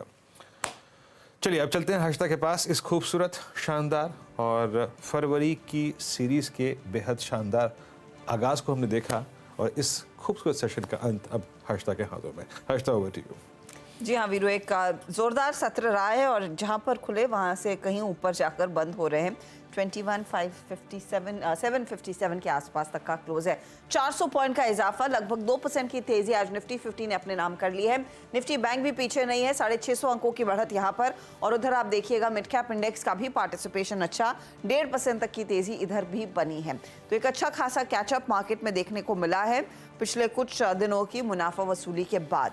आज एडवांस डिक्लाइन रेशियो इसीलिए पॉजिटिव टेरिटरी में बढ़ने वाले शेयरों की संख्या कहीं ज्यादा है गिरने वालों की तुलना में। लेकिन आज सबसे ज्यादा तेजी अगर एक पॉकेट ने बनाई है वो है ऑयल एंड गैस कंपनियां। यहाँ पर आप गौर करिएगा उस पर्टिकुलर इंडेक्स पर करीब 5% का इजाफा इसने अपने नाम किया। इसके साथ ही हमने देखा कुछ चुनिंदा तेजी ऑटो काउंटर्स में थी, वो भी एक इंडेक्स पॉजिटिव साइड पर आपको दिखाई देगा। लेकिन पूरा फ्लेवर क्योंकि ऑयल एंड गैस पर था तो वो स्टॉक्स आपकी स्क्रीन पर लेकर आते हैं। रिलायंस इंडस्ट्रीज आज का टॉप परफॉर्मर, 7-8% के गेंस। इसके आगे थोड़ा सा एक कदम आगे ONGC था, करीब 8.5-9% की तेजी इसने अपने नाम की। BPCL, HPCL, IOC जैसे स्टॉक्स पर भी हमारी नजरें गई थी आज शो के दौरान। BPCL करीब 4% ऊपर, HP करीब 5% के गेंस पर। गेल के नतीजे आए और बहुत ही तगड़ा परफॉर्मेंस उधर, तो वो स्टॉक भी एक विनिंग ट्रेड साबित हुआ है। बेसिकली आज की तेजी में PSU शेयरों का बड़ा हाथ था। REC, PFC, पावर ग्रिड जैसे स्टॉक सब में अच्छी खासी खरीदारी बनी है। निफ्टी बैंक में जो जोर आया है तेजी का, उसमें एक्सिस का एक बड़ा हाथ, ICICI बैंक का एक बड़ा हाथ, HDFC बैंक में भी 1.25% तक के गेंस बनते दिखाई दिए। तो ये कुछ पॉकेट्स ऑफ स्ट्रेंथ रहे हैं। आज के एक्सीडेंट्स में SBI कार्ड और AU स्मॉल फाइनेंस बैंक थे, जहां पर हमने देखा है अच्छी तेजी वाले मार्केट में स्टॉक्स खासा करेक्ट होते हुए। AU स्मॉल फाइनेंस तो 11-12% नीचे और SBI कार्ड भी करीब 5.5% के नुकसान पर ही जाकर टिकता हुआ दिखाई दिया। इनफैक्ट एक बार श्रीराम फाइनेंस और चोला इन्वेस्टमेंट भी आपकी स्क्रीन पर लेकर आएंगे, क्योंकि वहां पर भी रिजल्ट का रिएक्शन था। 4.5% के गेंस श्रीराम में तो 1-1.25% की गिरावट चोला में। हीट मैप आपके लिए लेकर आते हैं। कुल मिलाकर आज का दिन तेजी वाला साबित हुआ है। सिप्ला ऑफ कोर्स एक बैकफुट पर था। कॉन कॉल में उन्होंने कुछ प्रोडक्ट के डीले की बात की और तो वो स्टॉक कूल ऑफ होता हुआ। ITC के नंबर्स का इंतजार और बाजार अनुमान लगा रहा था कि एक फीका परफॉर्मेंस रहेगा। टेक्नोलॉजी भी एक बैकफुट पर आया, लेकिन तेजी में क्लियरली ये दो दिग्गज हैं, ONGC और रिलायंस इंडस्ट्रीज, और आखिरी एक घंटे में कोल इंडिया भी इनका साथ देता हुआ ये 6% की रैली में। अदानी ग्रुप कंपनियों में पोर्ट और एंटरप्राइजेस दोनों में तेजी बनती दिखाई दी। ऑटो की हम बात कर रहे थे, हीरो मोटो, टाटा मोटर्स जैसे काउंटर्स में तेजी रही। और साथ ही आप L&T देखिए, क्योंकि नतीजे कल हैं और 3-3.25% का इजाफा उधर बनता दिखाई दिया। कुल मिलाकर एक बहुत ही जोरदार शुरुआत दरअसल मार्केट ने इस हफ्ते की है। 21,740 पर जाकर टिकता हुआ, 387 अंकों की बढ़त। फटाफट से आपकी स्क्रीन पर लेकर आते हैं सीधा सौदा का अपडेट। नीरज और आशीष के बीच का मुकाबला क्या रंग लाया है? तो एक शॉर्ट साइड का ट्रेड था नीरज के लिए, 5.5% नीचे SBI कार्ड, वरना शक्ति pumps, Maharashtra seamless, capri global सभी नंबर्स पर तेजी वाले ट्रेड्स रहे। डोडला डेयरी, SJVN, जेन टेक्नोलॉजीज और रतन इंडिया तेजी वाले ट्रेड्स आशीष के, जहां पर अच्छा खासा परफॉर्मेंस। इनफैक्ट SJVN करीब 11-12% ऊपर टिकता हुआ नजर आया। जी हाँ, बेहद शानदार सेशन। बस एक बार डायरेक्टर साहब आईटीसी रखिएगा स्क्रीन पे। मेरे स्क्रीन पे जो लास्ट टिक्स थे ऑप्शंस के और फ्यूचर्स के, उसमें आईटीसी सिंक हुआ, डे लो पे क्लोज हुआ और आईटीसी की 410, 445, 420, 410, 420 सारी पुट एक बड़ा gain. I mean for instance ITC की 420 की पुट लगभग से जो 3.5 रुपये से स्टार्ट हुई थी आज 5.5 रुपये, और ये भी जो मूव आया ना इसकी पुट में लगभग 1.5 रुपये का, ये आखिरी में आया। खैर चलिए अब एक काम करते हैं, इस सेशन का अंत तो भला ही हुआ और फ्रीज का जो पहला सेशन है वो बहुत शानदार रहा। Let's hope for the best for tomorrow as well. कल मंगलवार है, कल पूरे पैनल की आपसे एक बार फिर से हर्षदा, मेरी, नीरज जी, आशीष और अनुज की होगी मुलाकात मॉर्निंग कॉल में, उसके बाद मुनाफे की तैयारी में। तब तक के लिए नमस्कार।